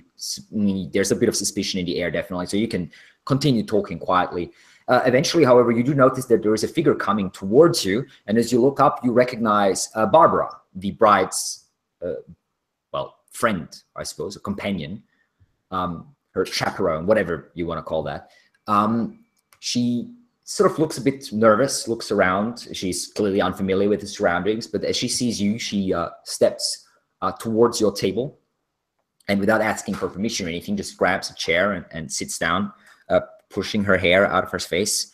And she looks at you and says, I'm sorry for interrupting. I didn't mean to, but I have a request, I suppose. A request, Miss BB? Well, Helena is scared.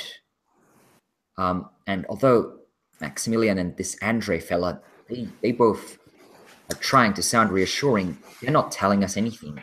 We don't know what's going on here, but clearly something bad has happened. First, this business on the road with a supposedly dead horse. Now, the village in a panic. You're working for her father.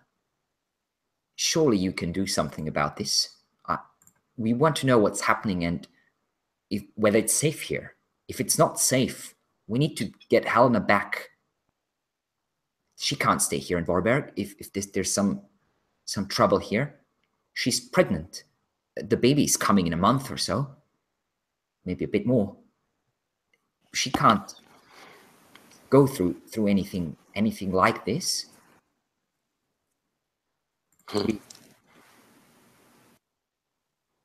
sure. I suppose you were hired to take care of the dowry, but I assure you that her father will be more concerned about his daughter than a bit of money in the long run, anyway.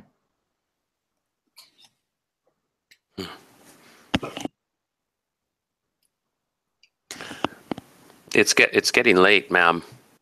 I fear we may be in Vorberg for the evening. Oh, yes, I know, but we need to know what's happening here. No one's telling you anything. Do you know anything? Can you find something out? We need to. I need to tell Helena what's going on, or at least have a good grasp on the situation myself, to see whether we should be leaving again first thing tomorrow, or getting ready to do I don't know what else. I don't think it's safe to just leave before we know exactly what's going on. That's why I'm asking. Well, I can't do it by myself. I need to stay. You can rest assured that we need to get to the bottom of this, but we'll need some time, I think. Well, I don't think we have much time. I don't know what's going on here, but it doesn't feel like a safe place. Whatever is happening might be happening soon. What do you know, Barbara? Could you tell us something about... Been in Vorberg before. I don't know anything. Could we ask you a discreet question about Helena? I can't promise that I'll answer it, but you can certainly ask. Oh, I was just wondering if she had been with Maximilian for a while. Had they been seeing each other for a long time? Or was this something that's last spur of the moment? The courtship, if you want to call it that, has started about a year and a half ago, I think. Ah, I see.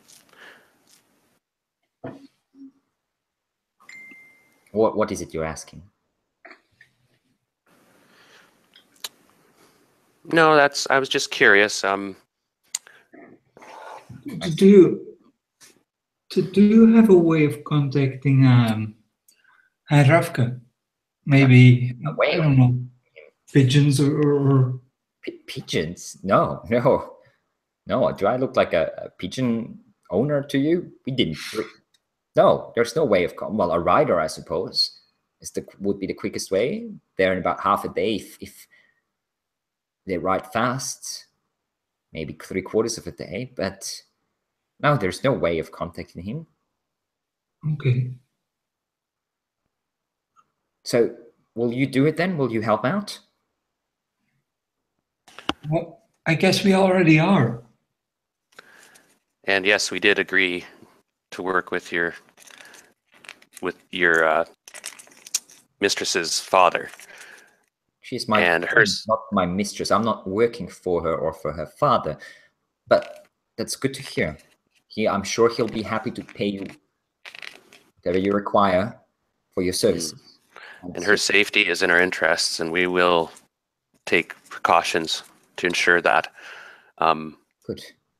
Hopefully, and we'll deliver her safely back to her father if that's the best course of action. Right now, we're just getting more information. We just need to talk with a couple more people. Yes, I understand that. Good. No, that is good. If you're already doing that, Helen and I staying at Maximilian's house is that large one just across in the square. There's most of the women and children of the village seem to be there, but no one really knows what's going on. Come find me there once you have some information. I don't think anyone will go into bed anytime soon here. Of course. He stands up, gives everyone a nod, rushes off, head held high, couple of gazes following her as she walks across the room and exits out into the night. The innkeeper horse comes over to you pretty much a couple of seconds after she's gone and says, "Who was that?" That's a close friend of the bride. She's from Swansea. Oh, I see. And she's just upset and scared. Well, not surprising with the bandits and whatnot. Mm. Everything will be fine, I'm sure. We'll survive worse than this. The food is fine? Everything all right? You don't need anything? No, I'm going to hold off the drink myself. There's too much going on. Suit yourself, young man. You know where to find me if you need anything. Could we have rounds of coffee, please? Coffee? I'm afraid I don't have any coffee. Tea? Yes, tea I can provide. Strong tea, please. Yes. We're going to be up for a while. I see. All right. I can do that. I'll let my wife brew you up some. And he walks back into the kitchen.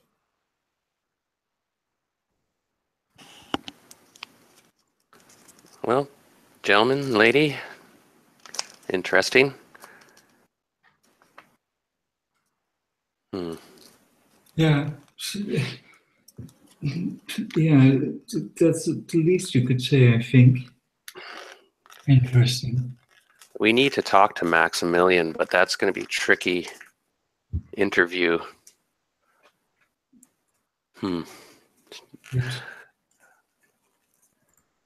Is there some clues we could find outside the village? Like, is it safe to actually go on an excursion outside?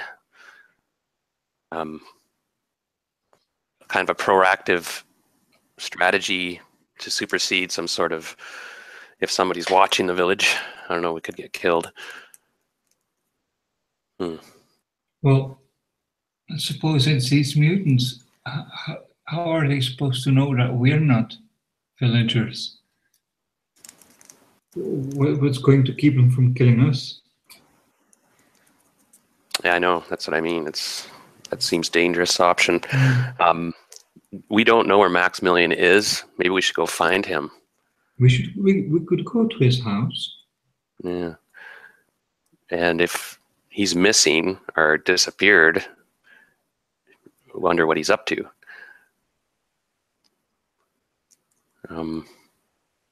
Well, maybe he's just there. We should start looking for him there, I guess. Okay. And then once we find him, how do we want to handle that? I got a couple questions for him, but they're not, I don't know, I don't want them to sound suspicious or accusatory. I would like to know what the deal was, but if that could be tricky, right? Well, maybe we just have to be blunt because he's clear. He's tracked us in. Well, let's. I think I think as outsiders, as people who aren't in any way connected to this village or Maximilian, father-in-law, or anything really, I think we can be as blunt as we want to be. Really, they're kind of reliant upon us rather than the other way around. We've done our bit. We've discovered where the hemp was, and there's nothing stopping us from heading back to the original village and getting our money from the father-in-law. And so if he wants our help, then he's going to have to answer our questions. And I think as outsiders, that's the right to do that, basically. And we've been pretty open with him. Like, we haven't disguised. We've said, hey, we're working for Rafka, and we have obligations. We helped his son gather the bodies from the field. We didn't have to, but we did. I mean, once we found the hemp wagons, that was our job done, really. And Okay, yeah. I mean, this interview will basically open some doors. I think if he's kind of the linchpin, he's the missing piece. Unless, like I said, we want to go trooping around out in the forest looking for clues. Or unless you think you've picked up any vibes from any other villagers or the innkeeper, the idiot, whoever. Did you guys pick up anything that might indicate that they were holding information back? Or I mean, do we actually know that? I mean, the one thing we brought this up earlier, but do we actually know for sure that he is the actual father of the baby? We don't know that for sure, do we? That's why I was kind of asking Barbara about that and seeing if he said that they'd had a year and a half courtship. So that to me says, right, that okay, it's probably his kid. Maybe not, but a year and a half courtship. No, and doesn't surprise me. Love isn't part of arranged marriages.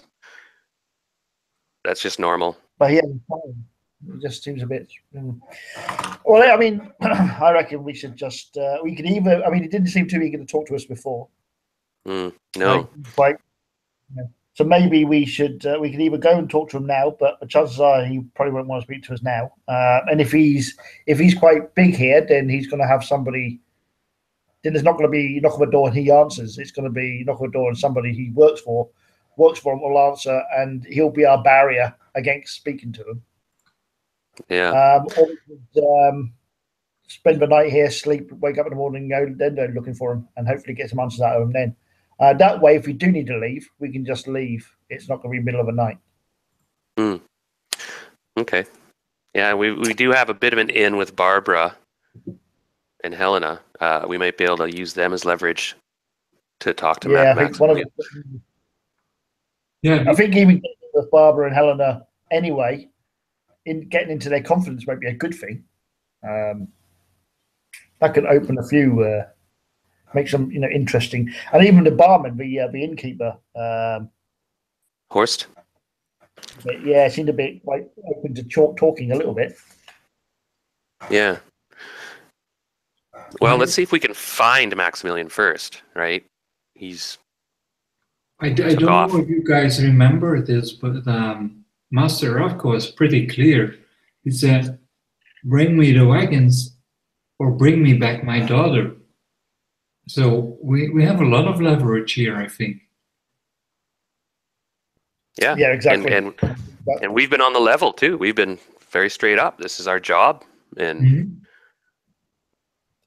we've done above and beyond. Really, to be honest, we're not working for Maximilian. We're working for the other guy. So the fact that we've helped out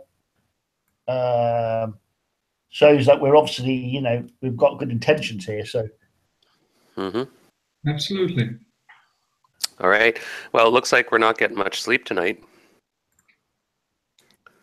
And before it gets too late, we should go see if we can find Maximilian. And if not, I don't know if it's worth having a talk with Helena. Last time I talked with her, and Wanda talked with her and the coach, she seemed sort of bit of not bimbo, but just seemed not really in on the loop. She seemed sort of like just tagging along. Yeah, I'm the pregnant bride of Maximilian, right? Yeah, but the card, there's different cards on the table now. Yeah, so I stand up, light and snuff my pipe out, and say, "Okay, so should we go find Maximilian and let's have this out?"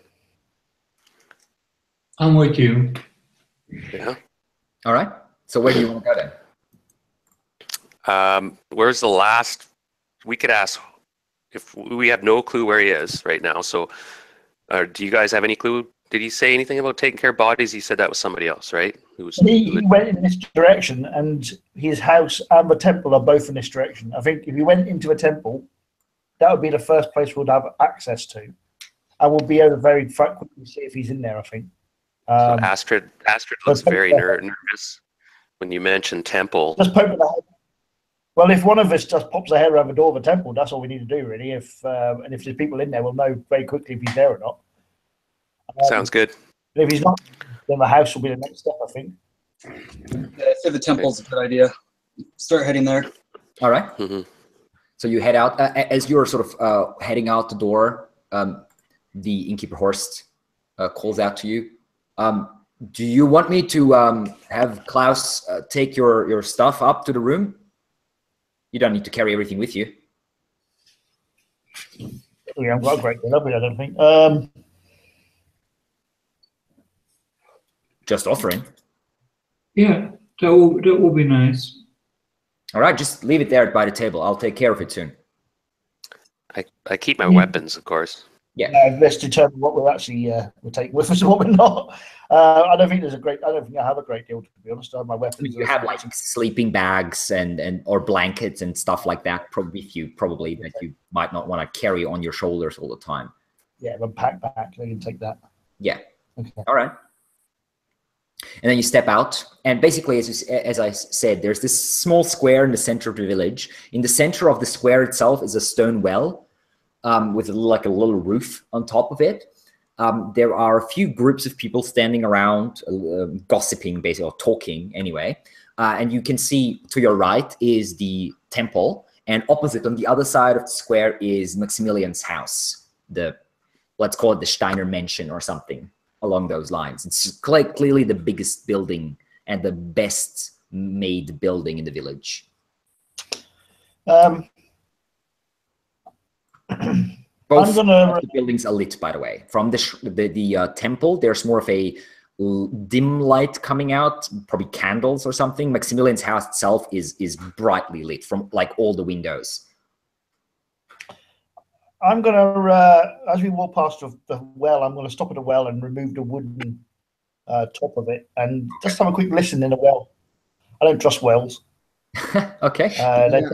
Give me a That's say again? An eavesdrop check, please. It's a superstitious. I love it. I don't trust wells. Don't forget to cover the guys. Once again, you have fortune points available, so if you want to re-roll any checks, you can do that. Yeah, right. Don't be shy with those. My eavesdrop check is 50, so I'm rolling now. 3. Bloody hell, look at that. Listening into the well, I mean, there's like a rope that's pulled around, and then there's a bucket hanging there. The well itself is completely dark. You can't see down there. But listening in, there's no sound coming out. No sloshing noises or orcs going, let's go get the well and get through that way. Nope. Nothing like that. Right. Yeah. I'll eye the well suspiciously and mark it in my mind. Okay. Do you want to put the lid back on, so to speak? Yeah. But the lid back. Okay.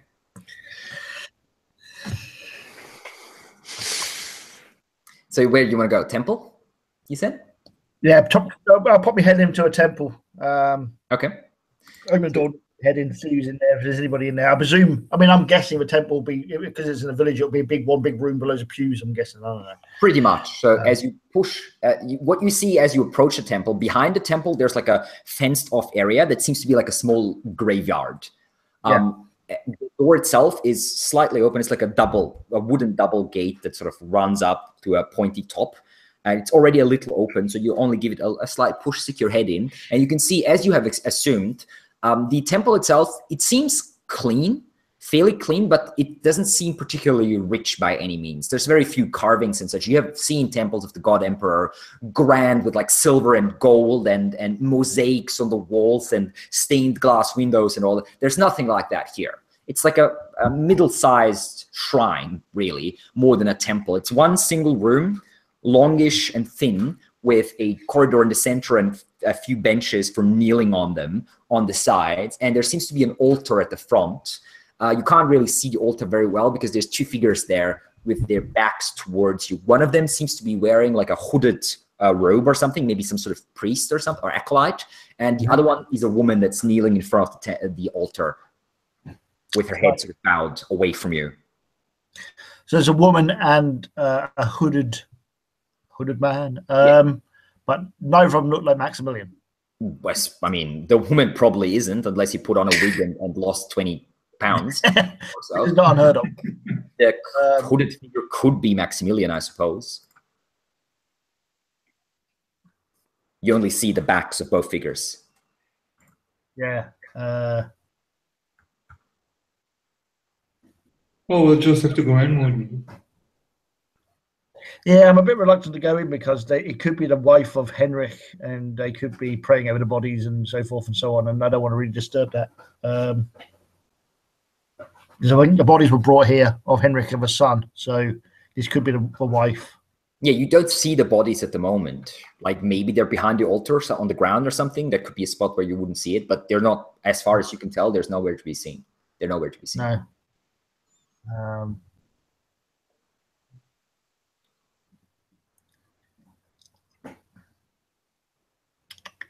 Well, it's up to you lot if you want to go in and, but it's up to you. Well, we can always inquire if there's a place to, I don't know, get some spiritual healing or something after what I've seen. So I guess that's what one that goes in and carefully checks out who's there, if it's a priest or anything like that. Your footsteps on the aisle in the center are quite loud in this fairly quiet chamber. The hooded figure turns, and you can see the body, the face of a man. It's not Maximilian. You haven't seen this man before. He's slightly puffy-cheeked, a little reddish, as he's illuminated by the shine of about maybe 20 candles or so that are shining in like two semicircles around the altar itself. And he's maybe in his 40s, early 40s, late 30s, early 40s. He puts a hand on the woman's shoulder as she starts turning and just pats her on the side. And you just see at a quick glance a young woman's face, maybe in her mid-20s or so at the most. And you can see one of her eyes is slightly swollen shut. There's like a large bruise on the side of her face. But then she turns back away from you, facing the altar once more.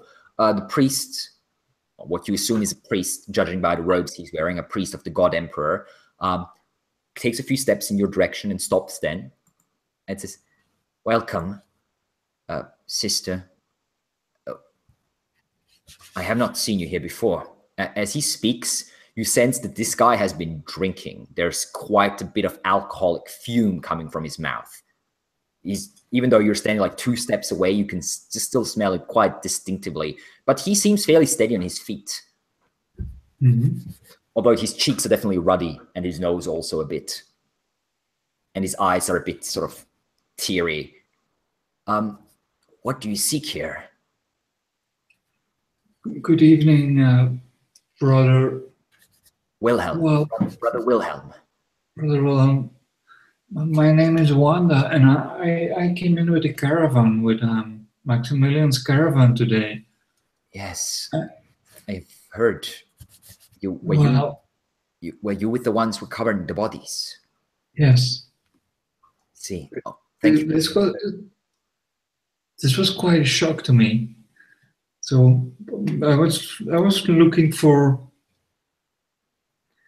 Well, I was hoping I could get some ease of mind here. My brother's body was not a very pretty sign. That is certainly true. Luckily, at least they did not mutilate the boy. That is a small mercy.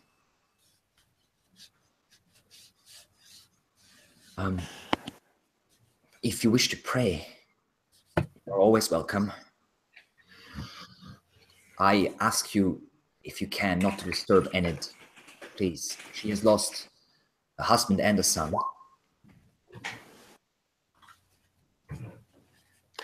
Well, I will respect that, of course. Maybe I imagine that is the poor woman there, isn't it?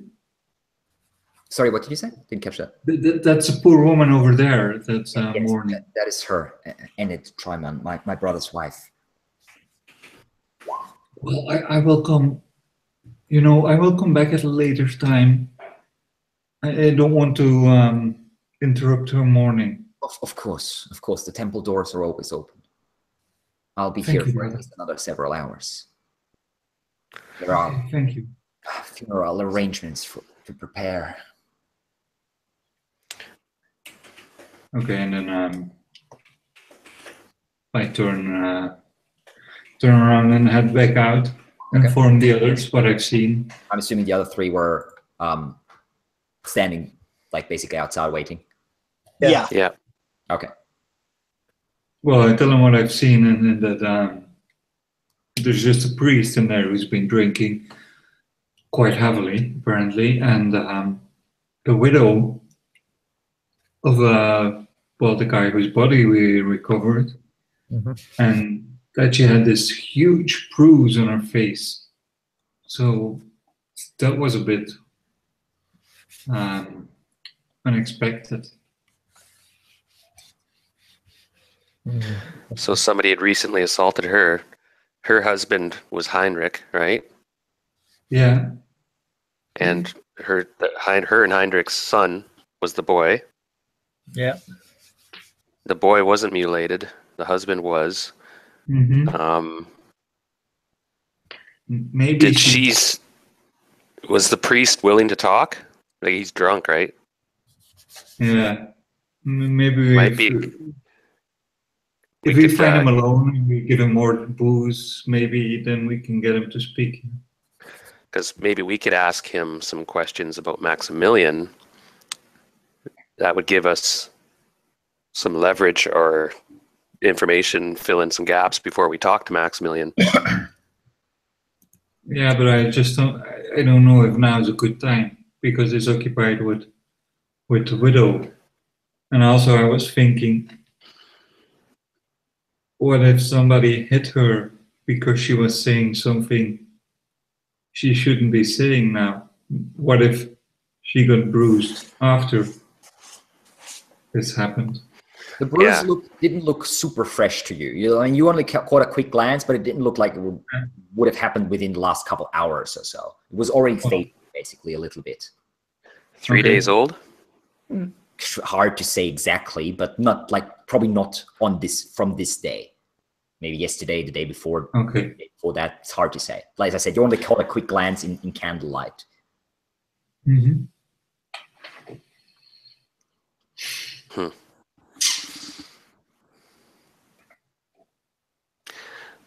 Okay, well, it's up to you. We could come back after a little bit. After maybe, were you thinking of waiting until she left? I would like to talk with her as well. I know the timing isn't good, of course, but sometimes you need to talk to people right away as well. Sometimes they're off guard when they're been traumatized. Now that's perhaps a bit callous way to look at it, but if we wait, the information might come too late as well. It's up to you guys, though. I don't want to disturb the lady either, but there's sort of a murder mystery going on here, and there could be more murders happening. So if someone's feelings gets hurt, that's too bad. Hey, we're here to do a job. That's what I think as well. We can't go around making sure everybody feels good these times. Yeah. Oh, yeah. And if we rub people wrong, that's tough. We got a job to do. I mean, I'd like to talk to that priest, and I'd like to talk to her, to have a chat with everybody. And Maximilian, though, is the priority. He's the one who has, I think, some of the key answers to this whole mystery. Whether he's willing to embark it or whether he's on our side, I have yet to decide. There's something weird going on. So it's up to you, Garrett. If we want to leave the priest be for now, he might sober up, mind you. He might be more pliant if he's inebriated. It may be worth waiting for the girl to leave, the woman to leave, before we do, possibly. We could always ask her politely. Yeah, she might be resilient and want to talk. Somebody, maybe she has some information she wants to tell somebody, and she got punched in the eye for it. Yeah, it seems a little bit. Drake wasn't the great guy. I was thinking I wanted to talk to her because being a woman, and start off slow and just kind of, what a tragedy. Lead her into some questions. Like, don't just come out and start asking her questions. Lead her into them in a discreet manner. I could do that. And just, I don't know if you want to wait till later, though, or do it now. They're here now, and we're here now. Well, maybe Henrik wasn't very happy about Maximilian getting married because he knows that it would go against the deal, and maybe he got angry, and maybe his wife said something, and maybe he got the brunt of it. So these things happen, I suppose. It might. Yeah. I don't know if it'll be any help at all. It might give us a little clue, a little nudge. She might give us a warning about somebody or who punched you, right? Sort of thing. Wow, that's quite the shiner. How did that happen? Sort of thing. It's not. You'd have to get a priest out of her vicinity, though. Well, I think, was it Gerlach or Garrett who likes to drink? If we could get a little flask of brandy, and you could distract the priest while asking him questions discreetly, and then Wanda could talk to the woman. And I'll keep an eye out. I could actually go with who's left here. We got Garrett, Wanda, Gotrek, me, and I don't know. I don't want to script anything for you guys. I'm just trying to think of plans here. This is a real mystery to me. I'm kind of sleuthing this out a bit. Gotrek, what do you want to do if these two are doing this? And of course, you guys, it's just an idea. We're quick talking out in the street outside the church, I'm guessing, right? Basically, yeah. We're having a quick powwow. So I didn't mean to step up and tell people what to do. Just these are kind of hunches I've been picking up. Gotrek, what do you think? He's drunk from what seems, so I don't think we need to worry about loosening him up anymore. I'd say we just go and sit down and have a little friendly conversation. Okay. And then, sounds good. Wanda, do you want to see if you can chat with her? Yeah, I can do that. After all, I found the body of her late husband. At least we share that. Yeah, and well, I have a feeling if the dice don't fail us, we might get some information here. Out of the fourth wall. So let's give it a try, guys? Yep. Or we go straight to the house and do something later with this, but... No, let's give it a go. Okay. So I'd say we just take care of it now. Before we jump into the scene, we'll have a quick break as this is about the halfway point of our session. So 5-minute break, guys. You can think about what you want to ask and how you want to ask it. And we'll jump straight in as you approach the priest and the saddened praying widow, I suppose. Okay. See you in 5.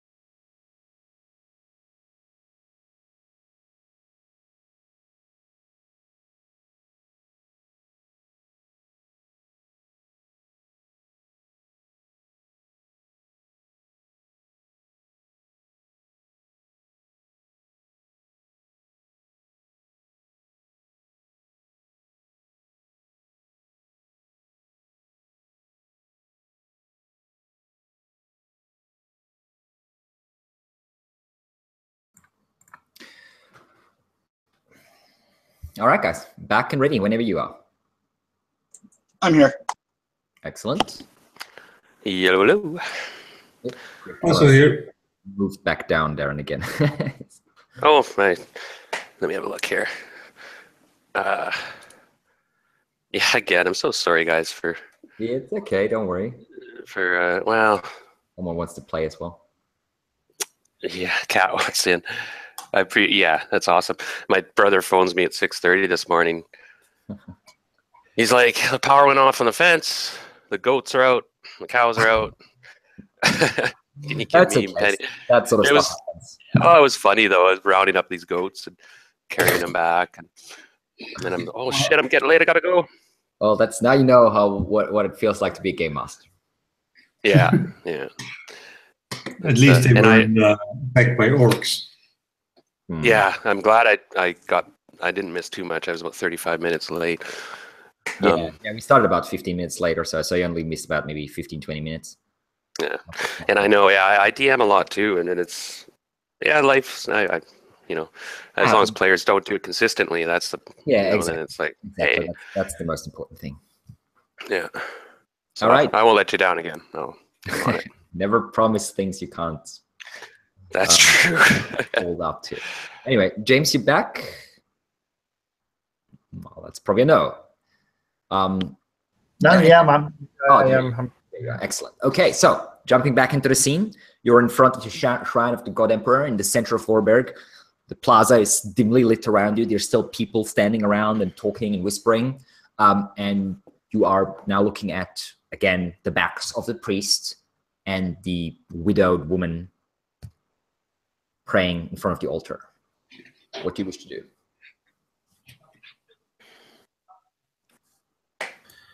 Well, if I'm go on. I'm going to wait for the rest to distract the priest, and then I'll have my talk with the widow. Okay, sure. So who wants to approach the priest Wilhelm? Okay, right, and I. Oh no, sorry. Garrett, you were right. Yeah. Okay. Sorry. So you walk back up to him. Yeah, so I'm going to basically walk into the temple and sort of stand there, sort of close to it, sort of looking around, and I'll take out my flask of malt, sort of liquor, sort of grain alcohol that I've got, and basically try to get the priest's attention. As you do, give me a general scrutinize. Sorry, not a scrutinize check. A awareness check. Just looking around the sort of shrine temple. Okay, that's let's roll that. Or maybe consider a fortune point. Yeah, I can re-roll my awareness checks, so I'll re-roll that. Oh, you can do that anyway. That's right. You have the ability of that. Yeah. Let's Oh. click need a fortune point for that. I still failed. That is failed. Only by 4 points. Only by 4 points now. Okay. Well, failed is failed. It's not a critical fail though, at least. So you're looking around, taking in the scenery as this brother Wilhelm is slowly getting aware that you're standing there. You do notice something interesting. The altar itself is covered with small trinkets and a few what looks like portraits that seem fairly old, well preserved by all means, but fairly old. It's not like empty as you would have expected as such. It's pretty much filled up. And taking a bit of a closer look, you do realize that most of them seem to be like portraits of women, or things that might have belonged to a woman once, like a small maybe handheld mirror, a brush, and like a few small like amulets and talismans and such. And then as from this, can I determine? Sorry? Can I determine that there's an awful lot of wives of husbands? Sorry, seems like. So can I determine that there's an awful lot of wives in this town who have lost husbands? or son? I mean, you assume that several wives have lost husbands recently, since you saw like 9 or 10 dead bodies outside the village around the wagons, but these objects look like they've been here for a while. Not Yeah, that's one. they've been put there recently. Well, I'm guessing that our resident expert on this thing is now off to check out something else. Anyway, as you're gazing at it, the priest turns to you and says, "Yes, can I help you?" I'll unscrew the top of my flask, and I go, "No, I just couldn't sleep. I thought I'd friend here and do the temple." And Yes, I take a sip from a flask and then offer it to him. Yeah, you can see he's sort of Shake it. licking his lips a bit, and he hesitates for a moment, looks back to the woman behind him, still kneeling with his back now to both of you. But he then reaches out and takes the flask and takes 3 deep gulps, gives it back. You give me a quick scrutinize check. No, awareness check. No, scrutinize is reading people. Awareness is looking around. And like not visual clues in general. All right. Okay, so that's 50. So 1. Okay. You realize that this person, you would say, like, by the way he's drinking and doesn't seem to be affected by it at all, he seems a pretty proficient drinker. Also, the way he looks, like he has like these like tear sacs under his eyes, and there's like a few veins that you can see, like all signs of someone who's an alcoholic, basically. He's drunk, right? Yeah. So he's. You don't think that the smell of alcohol coming from his breath is anything unusual. You don't think he's drunk because of the village going through hard times or anything recently. It's just his standard smell. Yeah, pretty much. And then he gives you back the flask and says, "Thank you." So, was needed. I'll point towards Viola and say, all the trinkets. Where are they? Do they indicate something? Are they specific to? He looks back and says, "Are those? Yes. Well, the men who lost their wives and their children, their daughters, they brought them here. I've been keeping them in order. Hopefully, they're all with the gods now. Their souls in a better place." When was this? 12 years ago. Ah, right. The orc situation. Yes. The mutants, they came, and the women, they were sent into hiding. Sadly, the orcs found them. Right. Can I get when I do the scrutiny, because I got no, you're gonna let me do it just because I got critical, but can I kind of make a guess that this is probably where his drinking began? Very possible, yes. Yeah. Okay, I'll just sort of nod and I go, yes, I heard about the situation involving Maximilian and that particular day. Yes. I thought I would be a hero on that day. Sadly, it wasn't the case. Well, did you try to protect the women and the children? Well, in a way, I suppose. They sent me out to, well, we needed someone to go to Swansea to fetch help from the garrison. I volunteered. I slipped out, managed to avoid the mutants. I got to Swansea, but I failed. I didn't know how many there were of the mutants, and I wasn't able to persuade the authorities to put together a big troop. I was just a kid, not a politician. Eventually, a commander there I saw recognized me as a fellow servant of the God Emperor, a brother in the faith. I remember riding out in front of the army. I thought it would be come back, liberate, kill the mutants. I thought I'd be a hero. When we came back, the mutants were already gone, and the women And the daughters of the village, well, they were as well. I pass him the flask again. Yeah, he takes another 2 massive gulps and just shakes his head. I was a fool. That's all it was. I go, so Maximilian spoke to them and promised them something for them to leave. I'll not say it as a question, more of a kind of almost like a matter of fact kind of question. Maximilian threatened them. He told them about the army that was coming. He told them that they'll be caught up in between the army and the villages, and the orcs, they ran. I suppose he bluffed them or intimidated them, whatever you want to call it. Right. Interesting. Right, and so the women and children are buried in the graveyard, and I'll indicate the back of the... No, we didn't.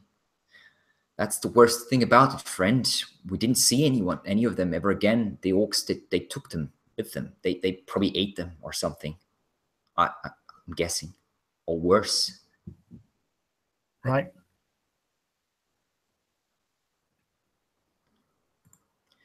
Wasn't it? I drink my flask as well and shake my head. It wasn't a good time. It was not a good time. And now this is the God Emperor's will. We failed him back then, and he's punishing us for our failure this day. It had to come. Our failures have come to haunt us all. But everything shall be as the God will it. We all have to believe that now. I'll shake my head. I'll nod agreement, and I'll say, well, at least some of the women and children were saved. And I'll indicate the wife, and because obviously there's still women and children around, so they all didn't get taken, did they? Oh, the women and children that you saw here, they were all the women that were here back then. They were all taken. All the women and all the daughters. The women you saw in the village,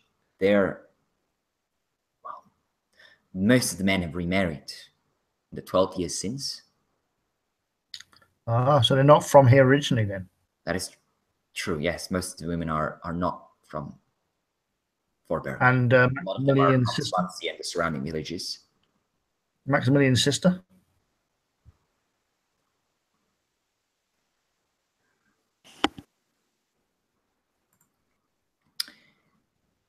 Anyway, you're welcome to join us in prayer. Okay, I'll. And he sort of turns kneels down. Did you hear me ask about? You hear me ask about Maximilian's sister? Oh no, sorry, you didn't. I didn't hear that. You were cut off or something. Sorry. Okay, yeah, I asked him about Maximilian's sister. Yes. No, she wasn't here. Beate was married to a man from Swansea back then. She only came back about a year or two ago.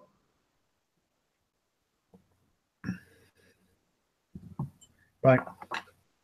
Okay.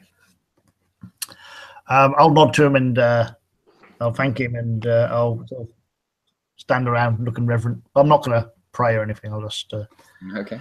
While this conversation is happening, what's the rest of you doing? Well, Wanda was trying to go to the widow. Okay. Yeah, you can pass. The priest does not stop you. He just, as you walk past him, as he's already in engaged in conversation with Garrett. Mm-hmm. So she's kneeling in front of this altar. You also see these trinkets now in front of the altar. And you see now, in fact, behind the altar on the ground, there's a wrapped up small body on the stone floor. The one from the son. Only the son is there. Possibly, yes. I mean, certainly too small to be the husband. Yeah. Well, I offer my condolences, my dear woman. She turns to you and you see her face. She's very pale. She's been crying heavily. Her eyes are completely red. She has like blondish hair that's tied up together behind her head with like a headscarf sort of thing that's keeping her out. A couple of strands of hair have fallen into her face though, and she does have a bruise on the side of the right eye that's fading. You'd say probably a couple of days old or so. It's pretty big though, and her eye must have been swollen shut completely at one time. She can see now, but one of her eyes is still a little smaller than the other as such. Still, both eyes are completely red, and there's still tears like streaming down her face. Dried up a bit now, but still. She turns and just gives you a nod. If there is anything my friends and I can do for you, please do not hesitate to ask us. Thank you, but I don't think there's anything you can do, whoever you are. Well, my name is Wanda, and I was one of the persons that brought back your late husband and son, I'm afraid. Thank you for that. Thank you for bringing my son back to me. At least I have something to bury. Yeah, but we do not feel that we have done enough, and we want to figure out what happened to them and what does it matter? My little Dieter is dead, and it's all my husband's fault. I told him he was too young to go, but Heinrich wanted to make a man of him. A man, don't make me laugh. Real men keep their wives safe. They don't go around. Dieter was always looking out for his mama. How would Heinrich have made a man out of him, if I may ask? I don't know, and it doesn't matter. Well, no, I guess it doesn't matter anymore now. Stupid manly thing in mind or something. Do you have any idea who did this? Did this? What do you mean? Well, to your son and your late husband. It doesn't really matter, does it? Well, my son's dead. That's all. If we can bring the culprits to justice, I think at least that would. Well, I don't know who it was. I've heard it was bandits. I don't know. Would bandits do that to a boy?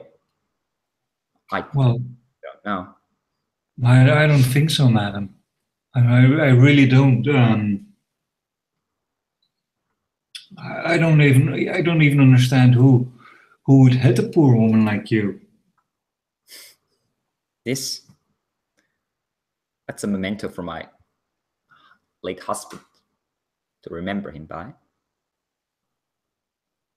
Not because you wanted to stop him from taking your son. Oh, I'm sure he had his reasons. He always has something or the other.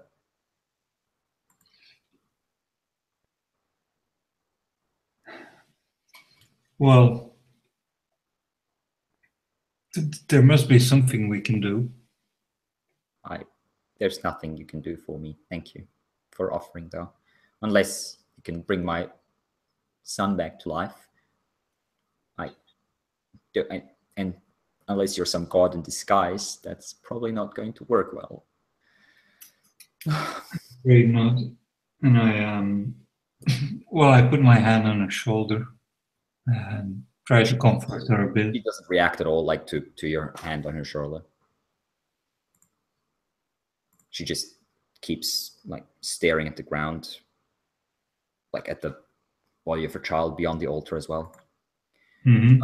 As you are now standing in front of the altar, by the way, looking around, standing with a hand on the shoulder of this woman, you do notice something. There is a fairly prominent portrait in the center of the altar, very well made. Whoever drew this or painted it was quite good. There is a woman, maybe a woman of maybe 30, or early 30s, mid 30s maybe, and a young, what you presume would be a young girl of maybe 3 or 4 years of age or something like that. And below that is an epitaph reading, "To my Johanna and Katharina in grief and regret, Maximilian." And over the portrait hanging, there's like a talisman, a very interesting piece. It's hanging on a leather string. The talisman itself, however, is draws your eye a bit because it's fairly unique. You might have not seen something like this before. It's basically a talisman made of what you call it, like wires, I suppose. Mm-hmm. And it's made of 2 different types of wires, though. One of them you think must be copper or something like that, and the other one is a silver wire, and they are intertwined, coming from one on each end of the talisman to form like a crude humanoid figure. Okay. Astrid was curious about the altar as well. She was going to follow. Yeah, you can go take a quick look at that if you want to. Yeah. Yeah. And she's cautious and a bit nervous because of this being in a shrine. She's a bit on the lam after all, but she goes up and tries to interpret this, and you've already given the information. So she checks out that figurine and the epitaph, and this kind of whispers like this must be Maximilian's first wife and daughter, isn't it? The woman, and it's the grieving woman looks up to you a bit and just gives a small nod without saying it. I see. Sorry for your loss, ma'am. Where do you go from here, ma'am, by the way? I don't know. It doesn't matter. Life will go on. But if we can, we'll help find the killers of your son. Is there anything you can remember, ma'am, that something strange? It's important, any little fact or something, indication. As you're talking, the priest, Wilhelm, comes up and says, "Forgive me, but I don't think this is the right time for questions." And it is. Of course. She's lost a husband and a son. And while my brother might not have been a very good husband to her, still, please respect her grief. Of course, Father. Forgive me. It's brother, not father. Just Brother Wilhelm. Brother Wilhelm. Of course. And I shuffle away discreetly. Okay. What's Gottschalk doing while this is happening? I'm just like sitting back, relaxing, like letting them do all the talking. Okay. Not one for a temple or church, so I feel at odds in here. Okay. Fair enough.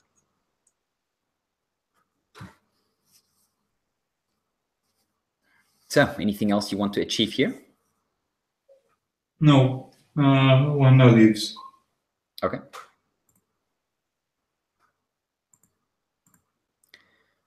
So you step out. Yep.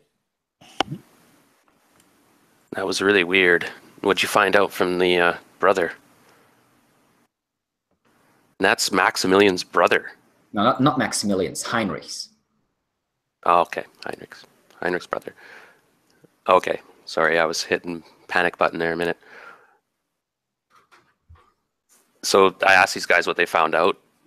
Yeah, I mean, real quick. Yeah, okay. Information that you have gathered.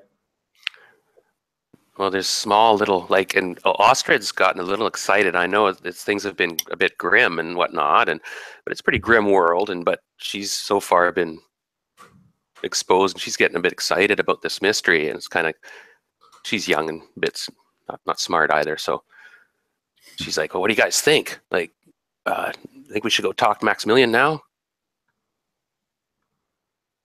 Yeah, we should try and find him. We have a lot of things to figure out now.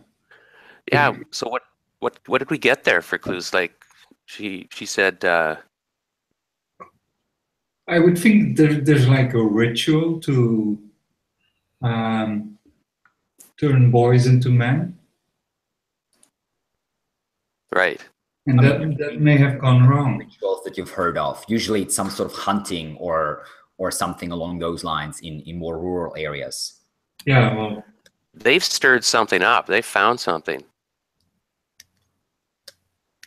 That 12, right? Judging from what the monk said, or the brother, or whatever,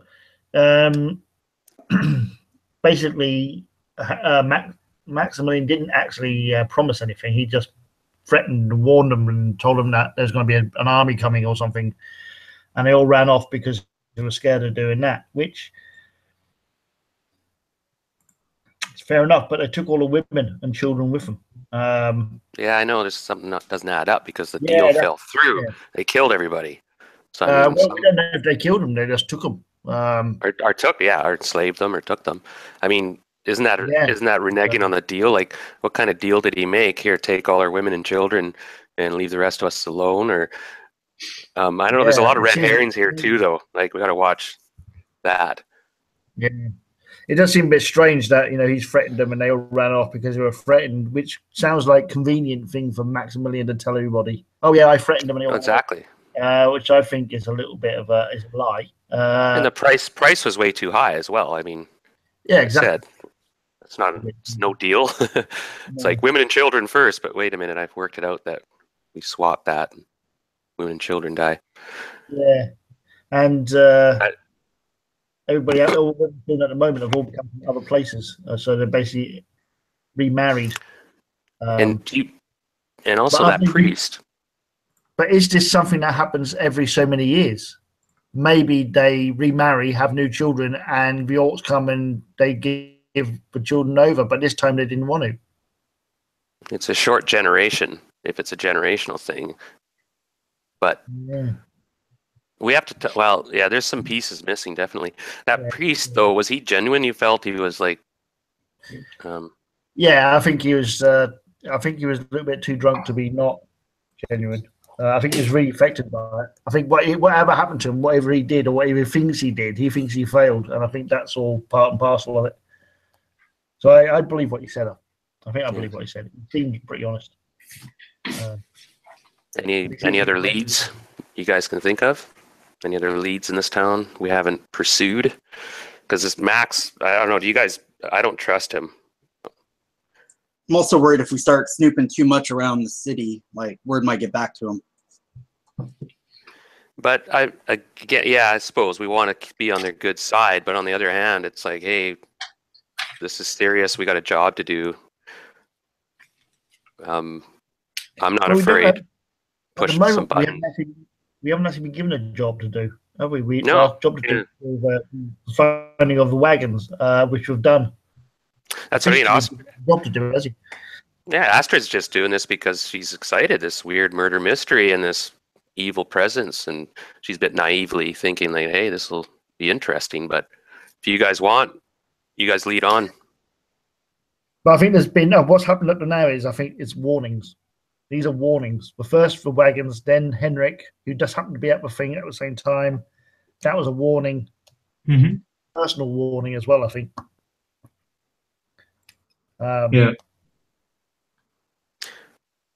So killing Heinrich was warning who? The village or the Maximilian? Yeah. He was there when the barman said it was him, the barman, Maximilian, and two others who are already now dead. So there's only Maximilian and the barman left of the original 5 people who are at that meeting with the orcs. Okay, so I'm throwing this out there as well. This isn't a sort of a communal thing. It's more about individuals, you're thinking? Like it's more focused Maximilian, Heinrich, these individuals. Like, because for a while there, I thought the community had made a deal. In a way, I think the community part of the deal. Yeah, Maximilian was just their spokesman, and the whole community was in on it. That's another story. Then we have to be kind of cautious of everything and everyone. And maybe if Maximilian's made a deal, every so often these orcs come along, they leave him alone, but they take women and children, and then he just remarries. I've thought of that. Yeah. Why Yeah. he'd walk away from his wife, his pregnant wife, not really bothered about her, because he doesn't expect her to be around for much longer. I don't know. It's I know. I've been sniffing around that bush too. That's a scary thought. That's what I mean. We're not going to get any sleep tonight. I think we got to. we need to question Maximilian. I think we can't do anything beyond that. But whether he tells us the truth or not, it doesn't matter altogether. I mean, this bloke's been living a lie for 15 years. And eventually, that lie becomes a fact, doesn't it? Yeah. You know, it's chosen by proxy. Really, he starts believing his own bullshit. Because And everyone else he's is so dead. often. And why would they torture Heinrich? Right? They severely Yeah, tortured unless him. it's a warning, right? Yeah. Yeah. Yeah. Why of all of those 10 other people they could have done, why them two specifically? Unless they knew who he was. And Heinrich was Maximilian's man, right? It was his foreman. Yeah, totally. Yeah. And Yeah, it seems Now, like the people Max- who were at that meeting were quite close. I'm starting to think of Max just fucked off. We better go find him. Yeah, absolutely. I don't think he ran away, but we have to find him anyways. I think he knows the lie is too much part of the whole thing now, isn't it? And he wouldn't run away from it because the lie has become a reality. Mm. But if another phase is going to go down, I wonder. Well, let's just go there and see if we can find him at his place. Or should we demand horses, grab the wagons, and get the hell out of town, right? But let's. We're here now. Yeah, lead on. I think we. Yeah. And if you do that, we're going to have to leave in the morning, aren't we? So we wouldn't be leaving in the middle of the night. We're not going to get a lot of treasure for that. And we're supposed to kind of keep an eye on his daughter too, Helena. Like. Yeah. So. I don't know if it's implied if we have to get either her or the wagons or both. No, it was normally we should have gotten the wagons or her. Right. That or way. her. It's turning out. It's turning out a little But bit. Barbara came to us and said, "Stuff's going down. Let's get out of here." I got the impression she wanted to go to a safer place. But and they might know. She just wants to be sure that they're safe, I think. Yeah. So we have to find out if she's safe. And there's some red herrings here, I'm sure. Okay. So go ahead, lead on. Astrid is pumped. She's like getting a bit excited. She won't be able to sleep anyway. She's like, I don't trust this Max guy. I think he's in on something. I say when we approach him, we come at him like at an oblique angle, not give our full information away or whatever, but also be pretty open in a way as well. Kind of like we might know something else that he's hiding. Good cop, bad cop. It might be a little too much. So let's start subtle and see if he's willing to say something, and we'll try to scrutinize him or see, who here has that sort of background skill, perhaps. And I'm kind of awkwardly inquiring you guys. I'd known you guys for a few weeks. Who's a good talker, right? I was like, who should talk to Maximilian? Who would he respect? Well, probably. I'm pretty good at that, but currently out of character because I'm in peril a bit. Yes. I have to ignore nervous two skill ranks. Yeah, you're nervous and exhausted. Basically, they're like everything. Yeah. Slowly, the walls are pressing in basically on you in your head.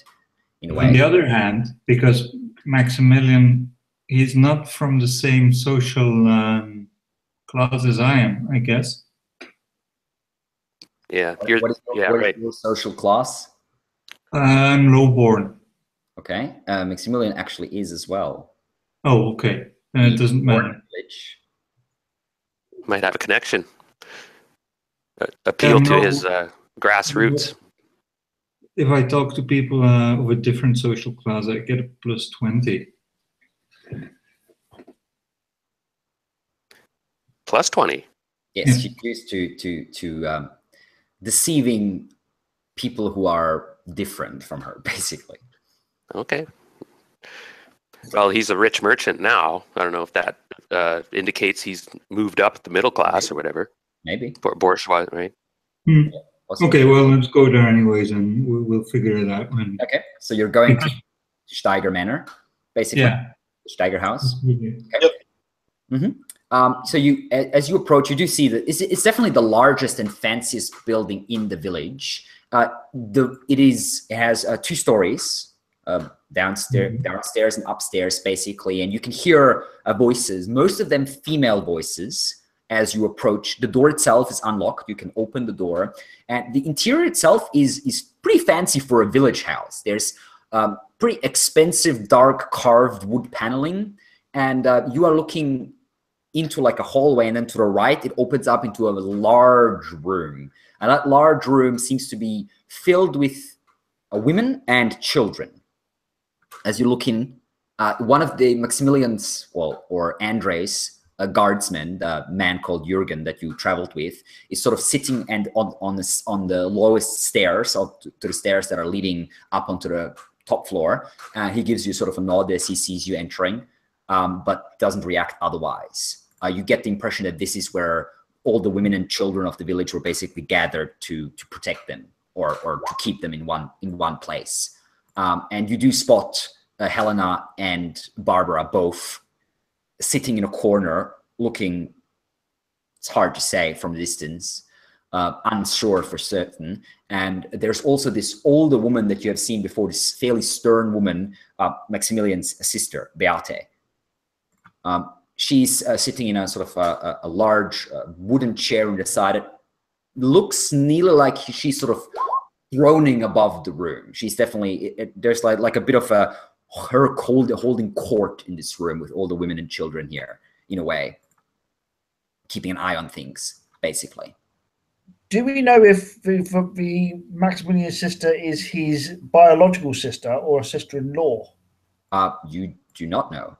However, because is it Wilhelm's wife or is it his ex-wife's sister?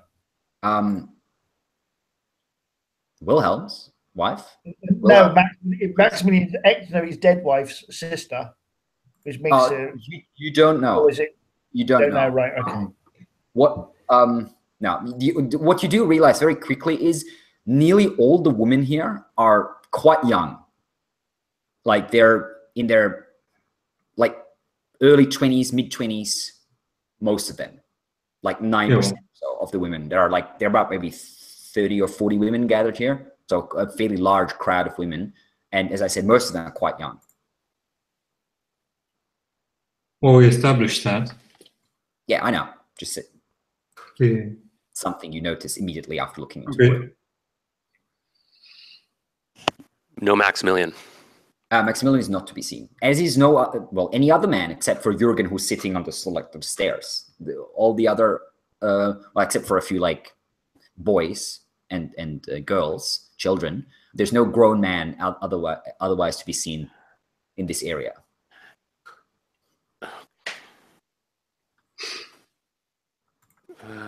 And Jürgen was one of the guards right? Yes, he's the guy who was hung over most of the day while you were traveling, if you recall. Yeah, and he was in the original inn back in Swansea. Yes. Yeah. Okay. One of the guys who you traveled with to Vorberg, one of the caravan guards, so to speak. And we had talked with him previously, and our relationship was a couple words, really, nothing major, but yeah, he knows you. No one. So I nudge Garrett and I say, let's ask Jürgen if he knows where Maximilian is. And perhaps do we want to talk to? There seems to be some sort of a matriarch here. That I kind of nod toward the woman. Maybe wonder as for any other one of the women in a group. Maybe she should see if she can get information from the other women. Maybe more willing to speak to her then. As well, Wanda, were you plus 20 against different class? That Yeah. matriarch, she's probably upper class.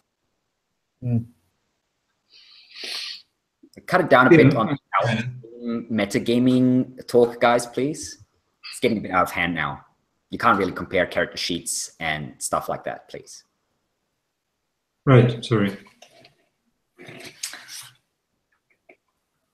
Well, Wanda goes to the matriarch person and Okay, so you push your way through the crowd of women. yeah. Drawing a few glances, and the women are clearly nervous. You can sense that, and most of them are keeping very close eye on their children that are sort of gathered in the corners of the room. Some of them, of the younger children, already fallen asleep on like chairs and couches on the side. A couple of the older ones are playing like small games with like strings and like small balls and leather balls and stuff. Mm-hmm. So you walk up to Beate, and she turns away from one of the women that she was talking to and gives you a look and says, "You came with my idiot brother, didn't you? One of the ones that came in from Swansea." Yes, indeed, madam. As a matter of fact, we're looking for him right now. He's upstairs in secret talks with Kessler and Waldman. And she sort of points at the ceiling. Does it look like she minds if we went upstairs, or? You're not sure. Well, I guess we better go find him then. This is pretty urgent. I don't think he would appreciate you dropping in. He takes himself very seriously, does my brother. Thinks he's a very important person. This is a royal meeting as such, as I'm sure he's figuring out some amazingly well thought out plan to save everyone. Doesn't think much of him, does she? Why do you want to talk to him anyway? Well, he asked our help in the first place. He asked us to help out with this problem. First sign of trouble, he runs for others and begs them for help, eh? Yeah, indeed. Well, as we've heard last time, he tried to work things out and didn't work out as supposed to. Last time? You mean that business with the mutants? Yeah, yes, indeed, that one. You really think that useless lump could parley with a mutant leader? Don't make me laugh. Marcha, forgive me, but I wouldn't be surprised if he had sold off the women and children to save his own hide. That's the kind of man he is. I heard he'd not had enough of Johanna by the end anyway, although I can't imagine he wanted to lose the child. Oh, there's clearly no love lost between you and your brother. Well, I've had the misfortune of being surrounded by idiot men all my life. Our father, now my late husband, the useless idiot, and my dear brother. If you ask me, everything would be much better if we were in charge. And you get the impression that when she says we, she means her. Well, I'm getting the feeling that would be better indeed, because you seem quite straightforward and strong-willed, madam. There is no reason to beat about the bush, is there? We have a situation here, and trying to pretend everything's all right is not going to solve it. Problems don't just go away when you ignore them. I hope you know that. So let's grab this bull by the horns, and we shall go upstairs straight away then. Sure, suit yourself. Okay. So I signal the others, and he's upstairs. Really? And then we go. Is he alone? As you No, are leaving the room, one of the other women sort of chubby but still fairly pretty woman in her maybe early 20s or so, shortish brown hair, grabs your arm and sort of holds you up for a second. She says, "Dear, don't believe everything that terrible old woman tells you. She's very bitter. Just because her husband died and left her penniless doesn't mean she has to take it out on everyone. Not on her brother, certainly, and not on the rest of us. Whatever she told you, don't take it too close to heart." Well, thank you for that advice, madam.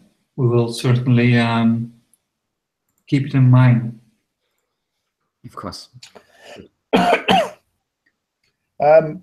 So we approach the guy with the steps.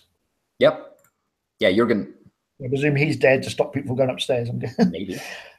I'll approach him and say, Okay. Maximilian.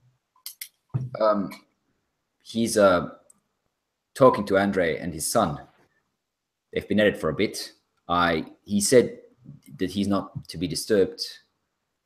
No, it's all right. He asked for us to come along. Okay, give me a what's that called? Not this guile, I think. Is that the word? The one? A guile check. Where's that under? That's I see it. Fellowship. your list, basically. Yeah. Okay.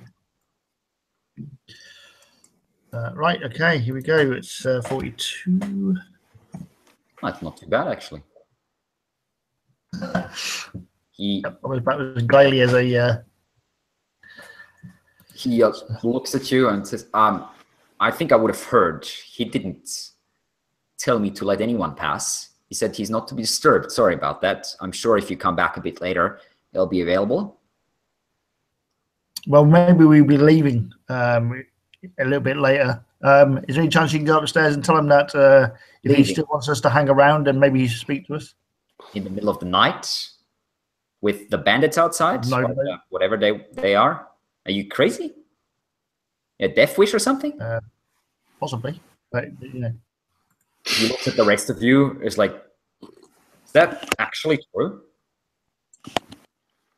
I shake my head yes. Of course, we're serious. Well, I don't think that's a wise thing, but I mean, if you want, suit yourself, I suppose.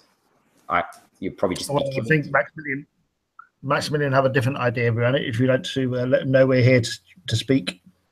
What am I supposed to tell him? Just tell him we're here and we want to speak to him. Okay. He gives you a close look, judging to see if you're important enough, I suppose. That would be let's say a charm check in general. It's the same bloody skill. Right, okay, here we go again. You can use a fortune point, yeah, if you want to. Oh, critical. Oh, that's all right, I've done that. Critical success. Okay, nice. He looks at you for a couple seconds and says, well, I suppose, I mean, we do kind of need you in case of trouble. Probably not a good idea if you walk off into the night. I'll talk to Master Steiger. Just wait here for a moment. And he walks up the stairs.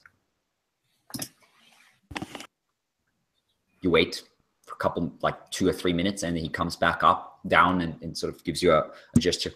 Well, they'll talk to you now. Let's just go up first door on the left, and basically sits back down on the stairs where he was before. Okay. Yeah, then I'll start dropping up the steps. I'm guessing everybody will follow. So Okay. get out there and we can find out. Okay. Just out of interest, is that just because I didn't know? Is that how criticals work? Is it a double? If you have a match, so 2 of the same number, like an 11, 22, 33, 44, and so on, that is either a critical success or a critical failure, depending if you succeeded or failed the check. So if you have a 40, say, on a 33 would be a critical success, 44 would be a critical failure. Right. So we get each other. Like none of that so far. It's super weird. You guys, like, usually it happens once out of 10 rolls, but you guys have been keeping clear of both critical successes and critical failures, like a lot. I think we had one last session. Yeah, pretty much. So me getting That's the excited first about rolling one. a 1 was, Sorry? so me getting excited about rolling a 1 was pointless. Yeah, 1 is not a critical success. No, it's a decent success, but not a critical one. It's because I'm used to playing Cthulhu and 1 is a critical, I know, so I it's know. One. Other okay, games are a bit different in this one. Quick question, Alex. If when you're doing the contest rolls, remember when you took the bonus number and you added a 0, 1, would that be adding a 10? No, that would be adding a 0. That's a really bad roll, in fact. Right. Okay. Because the 10 digit is a 0. So if you roll like a 1, 2, 3, 4, 5, 6, 7, 8, 9, you add nothing from that. Yeah. Okay. The idea behind it, I believe, is the higher your skill is, the higher number you can succeed with. So if you succeed with, say, a 65, the sheer fact that that's a success makes it so that you add the 6, which is a very high number. Know what I'm saying? I think that's the reason behind it. I mean, it's not explained in the book, but I think that's how it works. There's some neat sliding scale mechanics, and yeah, it's cool. Sure. Okay. Yeah, exactly. Anyway, so you walk up the stairs, and one of the doors to the side is open, and you can see inside is a room, a middle-sized room, and basically it looks like a sort of work area or / library. There's like one single bookcase filled with actually fairly well-made, beautifully bound books. On one side, there's a large desk with like a few papers scattered across it, and there's 3 men present. There's Maximilian. He's sitting at the window, like leaning against the wall next to the window. The window is slightly open. There's a bit of a breeze coming in. He's smoking a pipe. There is Andre and Maximilian's son, Waldman. They're both sitting at the table, like this large working table. And Andre stands up as there's only like 2 chairs and offers his chair to Wanda as she comes in. Thank you, Bishop. Takes a few steps back. Maximilian turns to you as Andre sort of steps up to the door and leans against the wall there. And he says, "Welcome. You said you wanted to speak to me." Well, yes. We've been dragged into this thing. We even went to recover the bodies of these 2 poor souls for you. We are quite thankful for that. Otherwise, Andre would have had to go out later on. And to be perfectly honest, I feel much safer with him around. There's not too many people who actually know how to swing a sword in this village. Andre scoffs at that. And he says, I'm pretty sure some of the foreigners, they would at least know how to swing a spear. Well, that might be true, but as you know yourself, it's probably better if we don't rely on them too much. They could run off into the night. It's not their village. You know my meaning on my thoughts on this. Yes, well, but that is neither here nor there. So the point is, we are thankful that you brought back Heinrich and his poor son. Well, their bodies anyway. We will have a proper burial for them, maybe tomorrow or so, once we see how everything shapes up. Well, the thing is, we kind of think we earn the right to know what's going on exactly here, because, well, you see, this is well. He's sort of smoking his pipe aside. Well, if I knew what was going on, I would tell you. I mean, obviously, these are not bandits out there. We know that. We've been trying to figure out what we know. Points at the other 2 men, and I think we have a few ideas. You've met my son.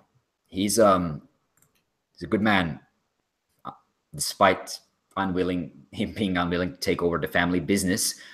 But he does know the woods around here and the general area like no one else does. He'll explain what we figured out so far, at least what we think we figured out. I think you deserve to know. Please, son. Yes. Waldman pushes his hair back out of his head and like takes like a leather band and ties it up like a ponytail.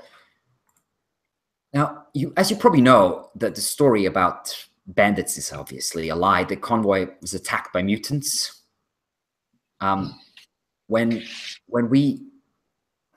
we found the bodies this morning, I was able to take a look at the tracks of their killers left behind.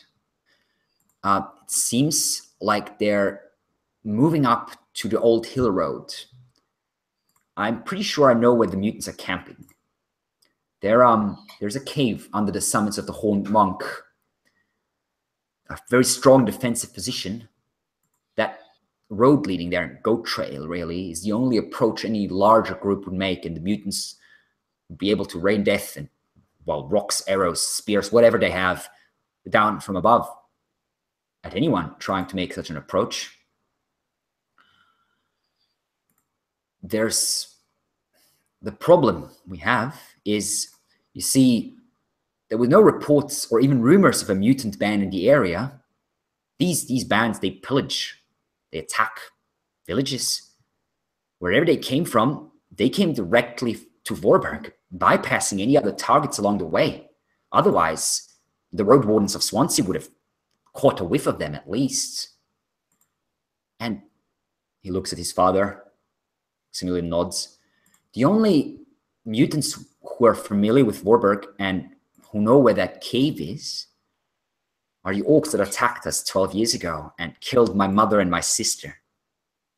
So we think it must be the same group. Come back for more or something. So I'm guessing that cave is where the women and children were hidden? Yes, indeed, that's what it was. So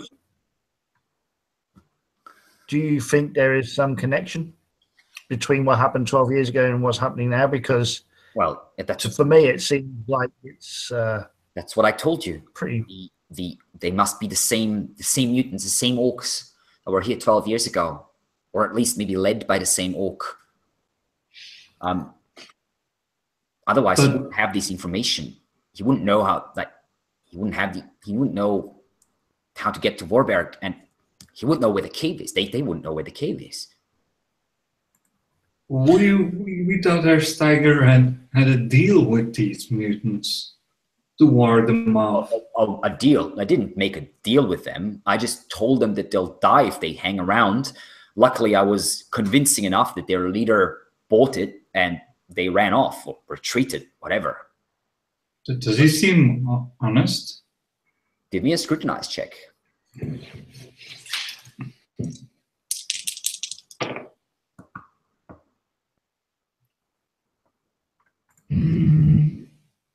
Let me check.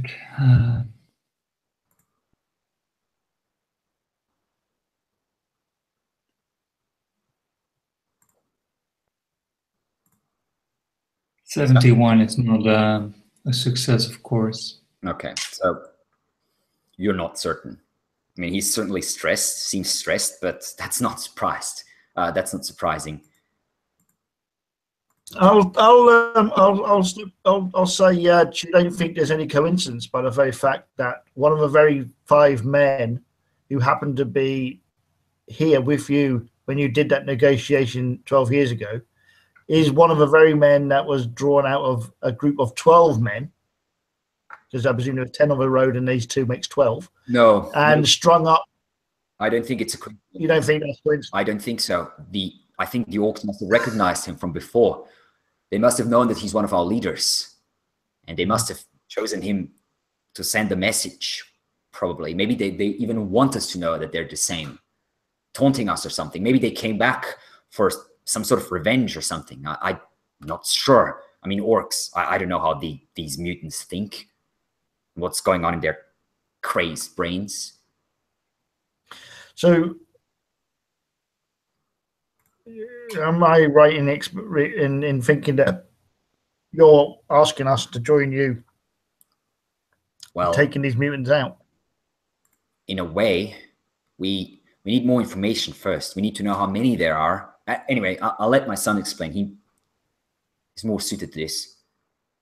Yes, well, as I was saying, I know where they are, the cave up on the Horned Monk, just under the summits. And as my father said, I know the area quite well. I've been up there quite a few times in the last 10 years or so.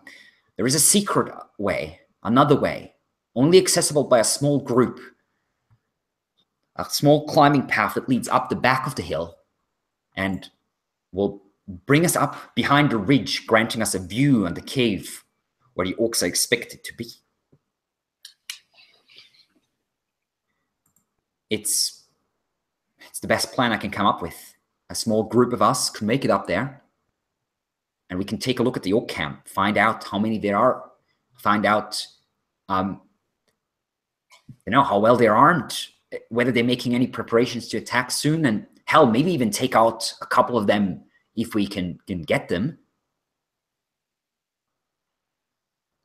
When were you wanting to set out? Before dawn tomorrow. It will take us a while to get all the way up, especially because we have to round the hill first. And in case someone's watching the village, it will be easier for us to slip out before the sun is up. It'll take us most of the day to get up there and back. So that's another reason to start early. Well, give me an awareness check, everyone in the room, please, real quick. Plus 10.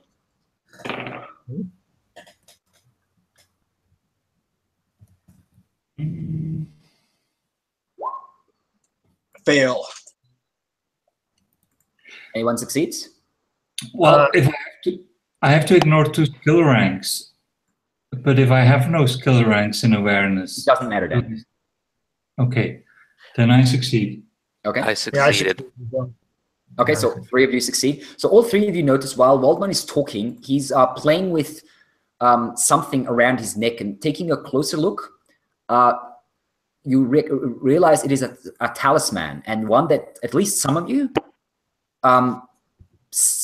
it seems very familiar. It's nearly the same like the one that some of you have noticed on the altar in the temple. It's an intertwined humanoid figure made of like silver and bronze. I always forget the word. Wire, that's the word. Sometimes my English fails me. Hanging around his neck. It's like half hidden under his cloak. Okay, when I investigated that earlier in the shrine, do you have a description? Like the 2 wires mesh, you said, into it's basically a stylized figure. Like it's like a human with like arms vaguely stretched out. It's very stylized, as you say. So basically, on one side of the hand, like where one hand is, it starts with the copper wire or bronze or whatever it is, and then on the other side it starts with the silver wire, and then the wires are intertwined in the center, basically. So it's like, so half the figure is sort of made of this orangish material, and the other half of silverish material, and they meet in the center. And Maximilian was playing with it? No, Waldman, his son. And Maximilian had put the one in the shrine, we're assuming. Assume so, yes. Because that's his wife and daughter. Yeah, it was on the portrait of his wife and daughter, yes.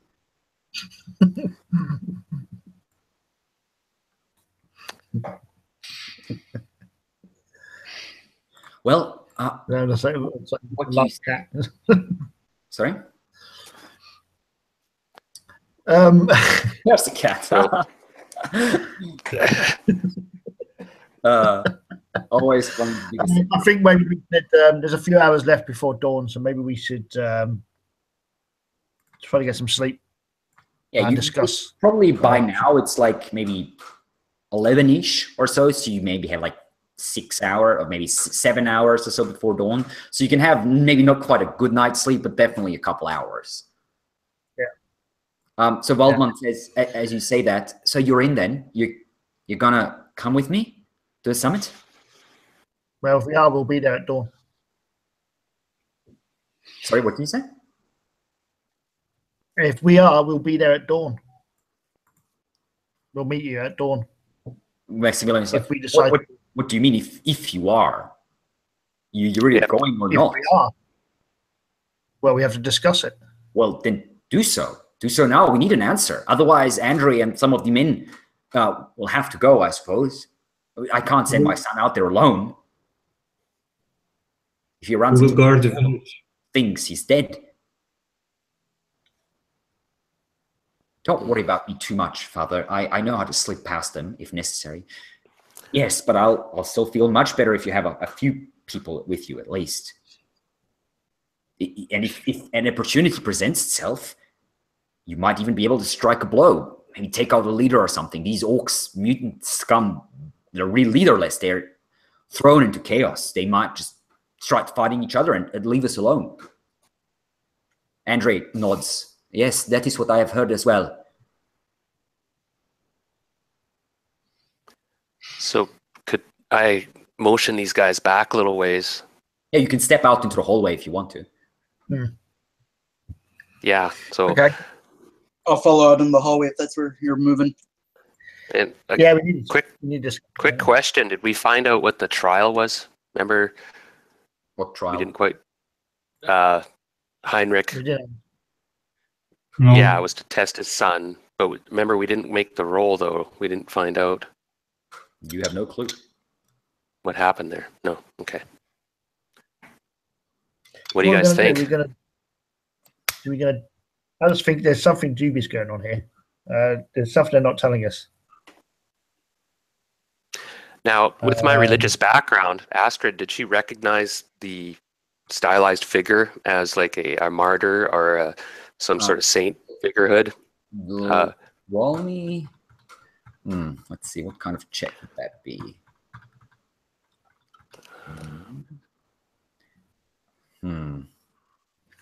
Probably There a are folklore check. Scrutinize? I'd say a scrutinize is for reading. Folklore? Okay. Folklore Okay. check would be the most likely of that. Gotcha. And I failed. No, you're not sure what this is. Maybe some local custom or something. You haven't heard of this before. Darn. Because there's something weird going on there as well. There's some cult going on here or something. If I didn't Yeah, so I'm recognize it as thinking- mainstream religious, like, Hour ago, so there's definitely something religious going on here. yeah. Now, is there's I asked these guys, do you know anything about the cycles of the season in this area? Like, is every 12 years, is there some festival or something local? Or Not as far as you recall. I mean, there's small local festivals in every village. And sometimes they're widely different from one another. You're not certain. Well, I'd imagine that most of them happen around the same kind of similar time. That is Because correct. obviously the season changed. That's because correct. you're in a different town. So Usually there there was is. solstices almost, weren't there? And Yeah, exactly. winter and I was just going to say, the solstices and the equinoxes are the most likely time for local festivals. So 4 times a year. I mean, most of the local, I mean, there might be like other religious festivals depending on which specific god this village sort of most connected to. But most of the villages in the area seem to be mostly connected to the god emperor. And he has one massive holiday, which is at the end of the year. But that's not for another like 3 months or so. Well, it's up to you guys. If you guys want to take on this mission, do we have time? I guess we do. I mean, how committed are we to this whole venture? I mean, yeah, I know we want to find out what's going on out of curiosity more than anything else, but we're not in any way linked or to this village, or in no way are we kind of so what I'm basically saying is, are we going to be doing it out of the kindness of our hearts because we kind of want to know and it's the right thing to do, or are we going to be doing it because they're basically going to be paying us? I was going to suggest you might want to ask for some coin. Yep. Yeah, because we are risking our lives for a bunch of strangers who we don't know, and quite frankly, I don't trust. We could just be part of a big,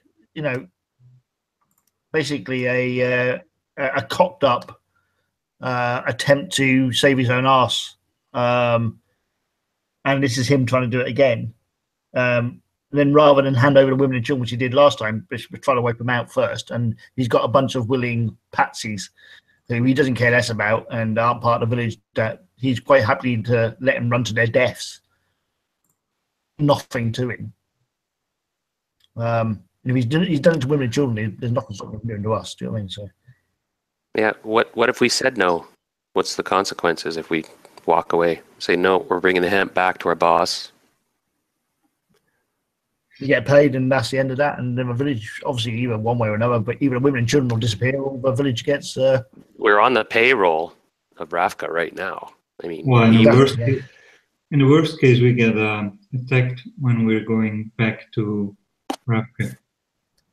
what I would suggest, if we decide to leave, would be to take Rafka's daughter and the hemp, because at least that way we'll get to save her if the village is attacked, or if Maximilian decides to hand over the women and children like he did last time in order to save his own arse again. So Maximilian won't let us take his wife. I think Maximilian might not have a choice, because he's going to want all the men he can, able-bodied men he can, to basically protect the village. And I don't think Maximilian's going to really care, to be honest. Yeah, but I just don't think he'll let us take his wife. Not that he loves her; it's his property now. It's a matter of. Barbara I think trying to get her out of here like forcefully is going to end up bad for us. That's what I mean. Maybe Barbara can. If Barbara can help, maybe Barbara can help get her out sneakily. Well, yeah, that's a whole nother story. If we want to do subterfuge, well, that opens another Pandora's box as well. Yeah.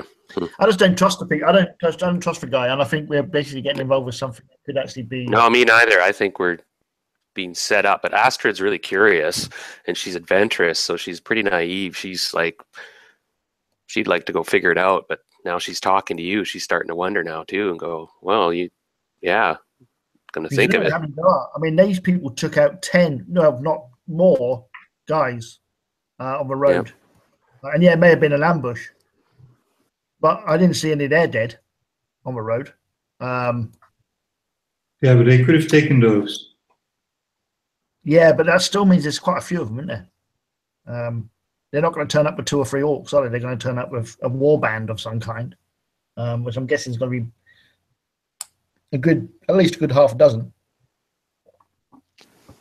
And the fact that they're hiding out in the very place where they hid the women and children seems a little bit too much another coincidence.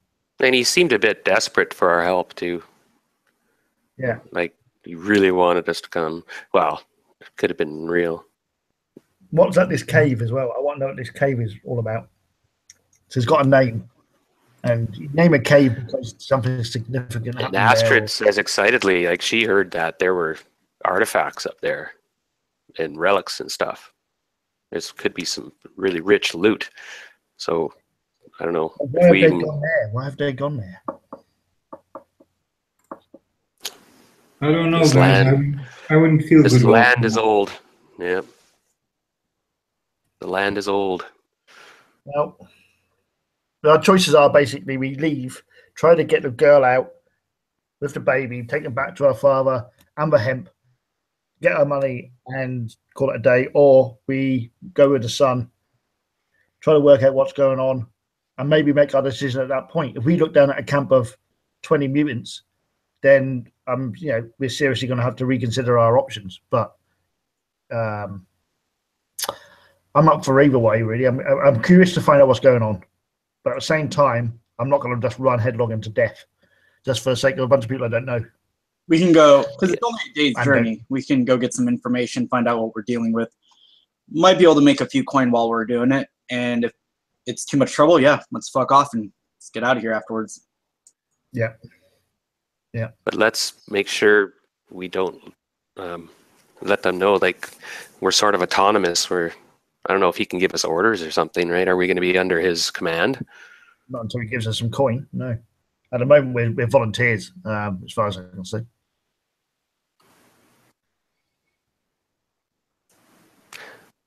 Well, I say lead on, Garrett. You're the military man. You know these matters? Well, both me and Gottrex are both in the military. Yeah, Gottrex too, yeah. So if he agrees that we basically check the place out, see what our situation is, assess it, and then decide at that point, then it's all good. As long as Gottrex agrees with that. Sounds good to me. Okay. Okay. Okay, so you return. Yeah, I mean, that's all we can do, really, isn't it? Okay, we'll go back in. Okay. So they're all Unless three anyone's got anything now else to standing, discuss all three before of you them do. standing at the window, sort of talking to each other, and they turn expectantly towards you. Well, Maximilian says, so what did you decide? We'll go along. Good. Thank you. This is Waldman, my son knows the area very well. Just stay with him, and he'll get you through. He's a decent woodsman. That's something I can say about him. His son sort of gives a small smile and a shrug. I'm looking forward to it. I'll wake you up an hour before dawn then, so we can slip out. Well, maybe you can provide us with some armor or something. Armor? He looks a bit confused, looks over to his father. We don't have much. And he looks at you, three of you already have armor, and he looks at you and says, well, most of you seem well equipped. I might be, Andre, what do you think? Well, the young lady, if she is going into danger, it is a fair assessment. She needs some armor. I will have one of my men, maybe Marcus. He's probably the closest to her size. Hand her over his armor while we are staying in the village and keeping an eye on things.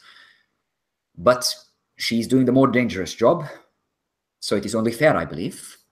What do you say, young lady? Does that sound fair? That sounds fair to me, yes. Excellent. I will Thank you. Get your armor. It will be ready for you when you wake up, for sure. And arrows. Arrows? We need arrows. Yes, of course. How many would you need? Waldman says, I've only got 9. I have a small supply. I have about 50 arrows. I'm sure that will be enough. Yeah, a quiver would be good. Yes, of course. 20. I'll give you 20. I'm taking 20 with me, so there's some to spare for sure. I'll bring them in the morning. I believe, Father, it will be best if we slip away on the south side of the village, a bit further away from the gate, and just lower us a rope or something. We don't want to draw too much attention by opening the gate. If these mutants are watching the village, they will be watching the gate for sure. And then we can scoop around and approach the hill from the flank, or from behind, I should say. I think that's the best course of action. Whatever you say, son, I'm trusting in you in these matters. And you, thank you. It means a good deal for us. And you're keeping Helena safe as well, and my child. Okay. Do we still sense, do we sense any dishonesty here or other motives? I mean, it's hard to say. Like, they're all tense and all relieved that you have accepted for sure. Beyond that, it's a bit hard to say at the moment. Especially because you already rolled with Maximilian, but you can roll for Waldman if you want, scrutinizing him a bit. I can't let you just repeat rolling stuff. See, you hopefully aware of that, obviously. Well, it's success, but success. Yeah. Okay. Waldman seems a honest guy. You do pick up something between him and Andre. There's a bit of a tension there, but you're not quite sure what that's about. But he seems honest. He seems generally. He's a bit nervous about the whole situation for sure. But he seems committed, and he seems honest enough from what you could tell. Okay. Okay, so I think we should probably get some sleep. Yes, I will wake you up with the arrows and the armor. an hour before dawn. We should all get as much sleep as possible. It won't be quite enough, but that's the least of our worries at the moment, I believe. I have taken care that you are offered a room in the inn. I don't know if you're already aware of that. Free of charge, of course. I'm paying for any food and drink and room, of course, that you might require while you are in the village. It's the least we can do.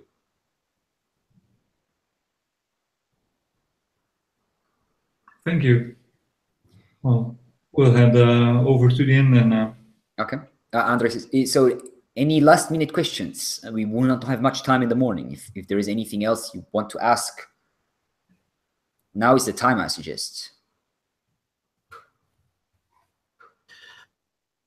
I'll point to the pendant. I noticed your pendant. I saw one in the temple as well. What does it signify? I don't recognize the he grabs the pendant. deity. Waldman looks down and says, "Oh, this is not a deity. It is a guardian angel, I suppose you would call it. My mother made this for me. See how the two metals are intertwined in one figure. It symbolizes how love makes two people into one, in a way. My mother gave it to me when I was very young, and I've treasured it ever since." Right. It's. I was just curious. I suppose. Very well made. Yes, my mother was quite gifted at these things.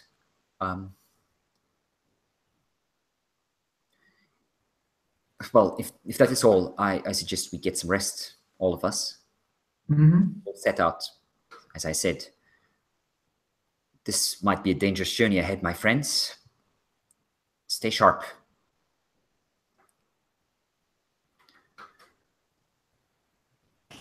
Okay.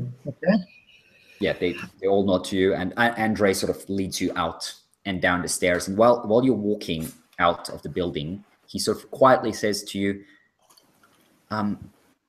Waldman he's a skilled woodsman, but he's not a fighter. He has never been in a confrontation with his life on the line. I get the sense that some of you have. Please keep an eye on him. Try to bring him back safe.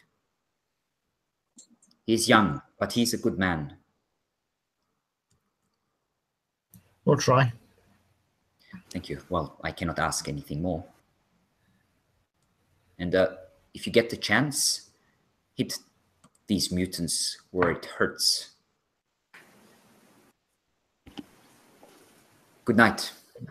Get as much rest as you can. And if you want to take my advice, don't eat too much nor drink too much before you set out. A full stomach is not something you want to march on or fight on. Not for a single day anyway.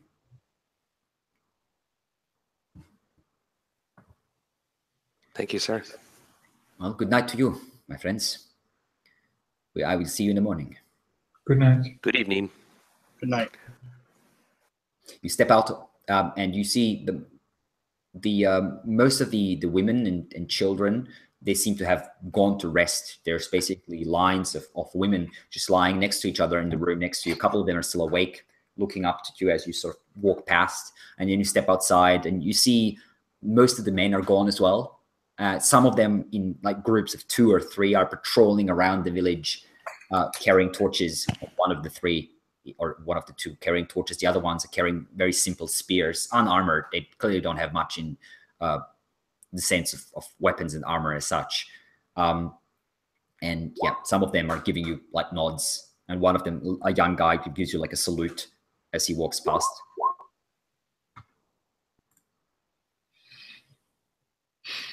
We can talk now in private again? Yeah, you can, yeah. Okay, so while we're heading back to our tavern, I presume we're... Yeah, but it's just across it takes you like 30 seconds to cross the square to get to the tavern. So the woman who made the talismans was the mother of Maximilian? No, Waldman was the No, the mother of Maximilian's son. Maximilian's Maximilian's wife. Waldman. Okay, I just had to take a phone call real quick. Where was the son then when all the women and children were taken? No, all the women and girl children were taken. Oh, girl children. Oh, The right. boys were in the village with their fathers, from what you've heard. Right, okay. Yeah. So I just need to clarify that. Who had made the talisman? That was Waldman's mother? Yes, Waldman's mother, Maximilian's first wife, Johanna was her name.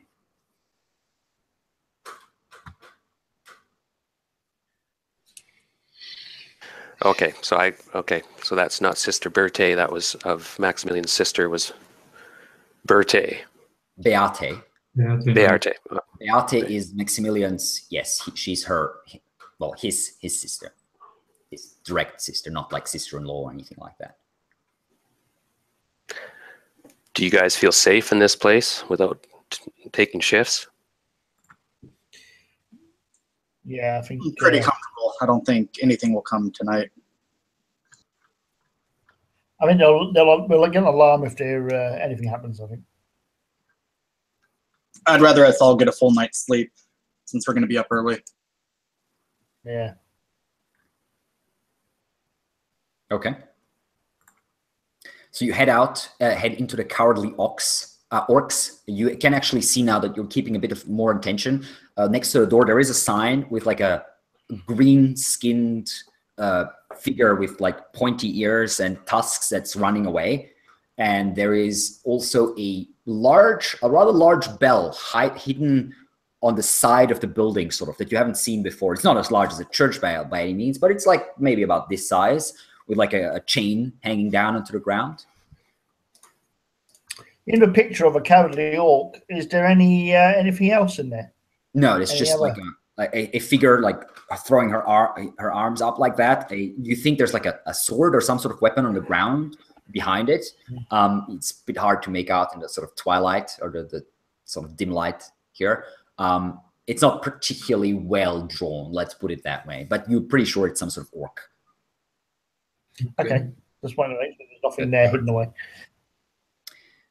Yeah, you enter. There is the common room is empty, except for a single figure and a small like lantern hanging from one side, and that figure is Klaus, the special fella that you've met in the stables before. He looks like half asleep, but he looks up as you come in. Ah, I lead you to your rooms. Come. Your things are there already. I took them myself. How old are you, Klaus? This much. Oh. But he's like at least 18 or so, judging by his physical appearance. Mm-hmm. So that's definitely not the right answer. No. Come. So he was around when the orcs came last. Interesting. You think so? I'll ask him. I say, do you remember the orcs when they last came? Yes. Well, bad monsters. I remember. Killed Dada and Mama. Right. Bad monsters. And how has life been? How has life been since then? Has it been okay or?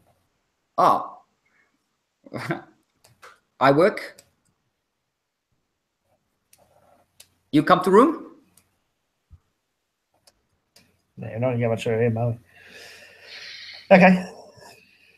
So he leads you up the stairs, and you see there's just 4 doors there, so there's not many rooms, obviously, in this tavern.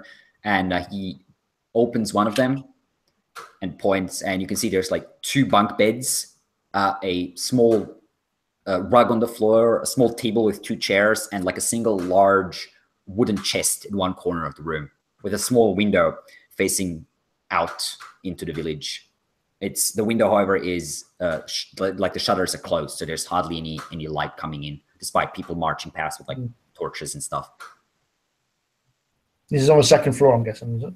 Well, yeah, the whatever you want to call that, the top floor, one Yeah. up, one story up, depending Yeah, on where right. you are. Okay. I think we should maybe put a large wooden chest in front of a door once. Yeah, you did What's his notice name? that. You do actually notice looking at the door, it does not have a lock, so you cannot lock the door. Right. This is why we need to put the chest in front of it, just in case. You can, definitely. The chest actually has a lock. There's a key in there. It's a fairly simple lock mechanism, but it's and your stuff is already there, like just on the lying on the beds and on the floor. The stuff that you've left behind. I presume the chest is quite heavy. The chest is quite a heavy chest, so as I said, it wouldn't be super heavy, but you can fill it with stuff. I mean, it's not light by any means, but it's light enough that one man could carry it if it's empty. Right. Make a lot of noise if it was scraped on the floor. Well, that's true. Yes, certainly. Yeah. So what we should do is maybe stick in front of a door, stick all our gear in it with a door with a lid open, and then if anybody tries to open the door, the lid will close at least, and bang. Yeah, you can do that. That works. Just because I don't like doors that aren't locked. I don't like wells. Klaus looks at you and says, you need anything else? No, I don't need it. I'm fine. Good. Good. You go sleep. Yeah, absolutely. Good night. Klaus, you can knock on our door if something happens. Something? Let us know. Yeah, if something strange happens, unusual. If you see somebody in the streets late at night or something that normally isn't there. People are in the street right now. Oh, later though. So, okay. So if I see people in the street later, I knock. Okay. Only if you don't recognize them. Okay. Well, it'd be unusual if people are in the street. I'd be curious about that. Yeah, I can do that.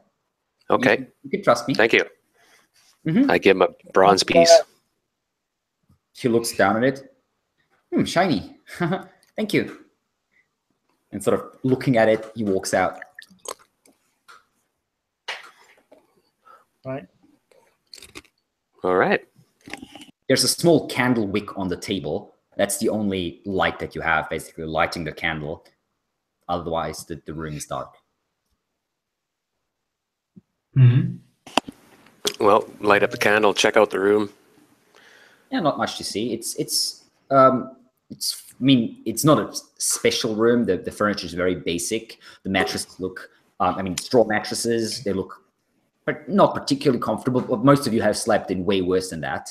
And it's fairly, well made and clean. Do we have a good view of the street? Not if you don't open up the blinds, the shutters. The shutters are closed. You can throw them all wide, and then you would see decently if you're standing at the window. The window is only like this size. It's not particularly large. It's not really large enough for someone to crawl through if you're worried about that, unless it's like a small person. Does it let I'll moonlight check it. in there? Sorry? Will it let light in, like moonlight in? Will it light A little bit, yeah. It will let a little bit of moonlight in. The moon's about just over half full. Okay. Probably open the window anyway, just for that. Okay. So you keep the window open or closed during the night? It is fairly chilly. It's late autumn, don't forget. So you'll probably survive an open window. It's not quite that bad, but just asking. Well, security-wise too. If you guys just want to crash out, and might as well close the window. Yeah, whatever. Okay. So you're closing the window. Yeah. All right, excellent. And then is there anything else you want to talk about before you go to sleep, or anything you want to do before you go to sleep? Well, apart from the chest in front of the door and fill it with our gear, then Yeah. there's nothing I want to do. Yeah, it gets after you put everything in there that you don't need to sleep in, minus maybe your weapons that you want to keep at hand or something.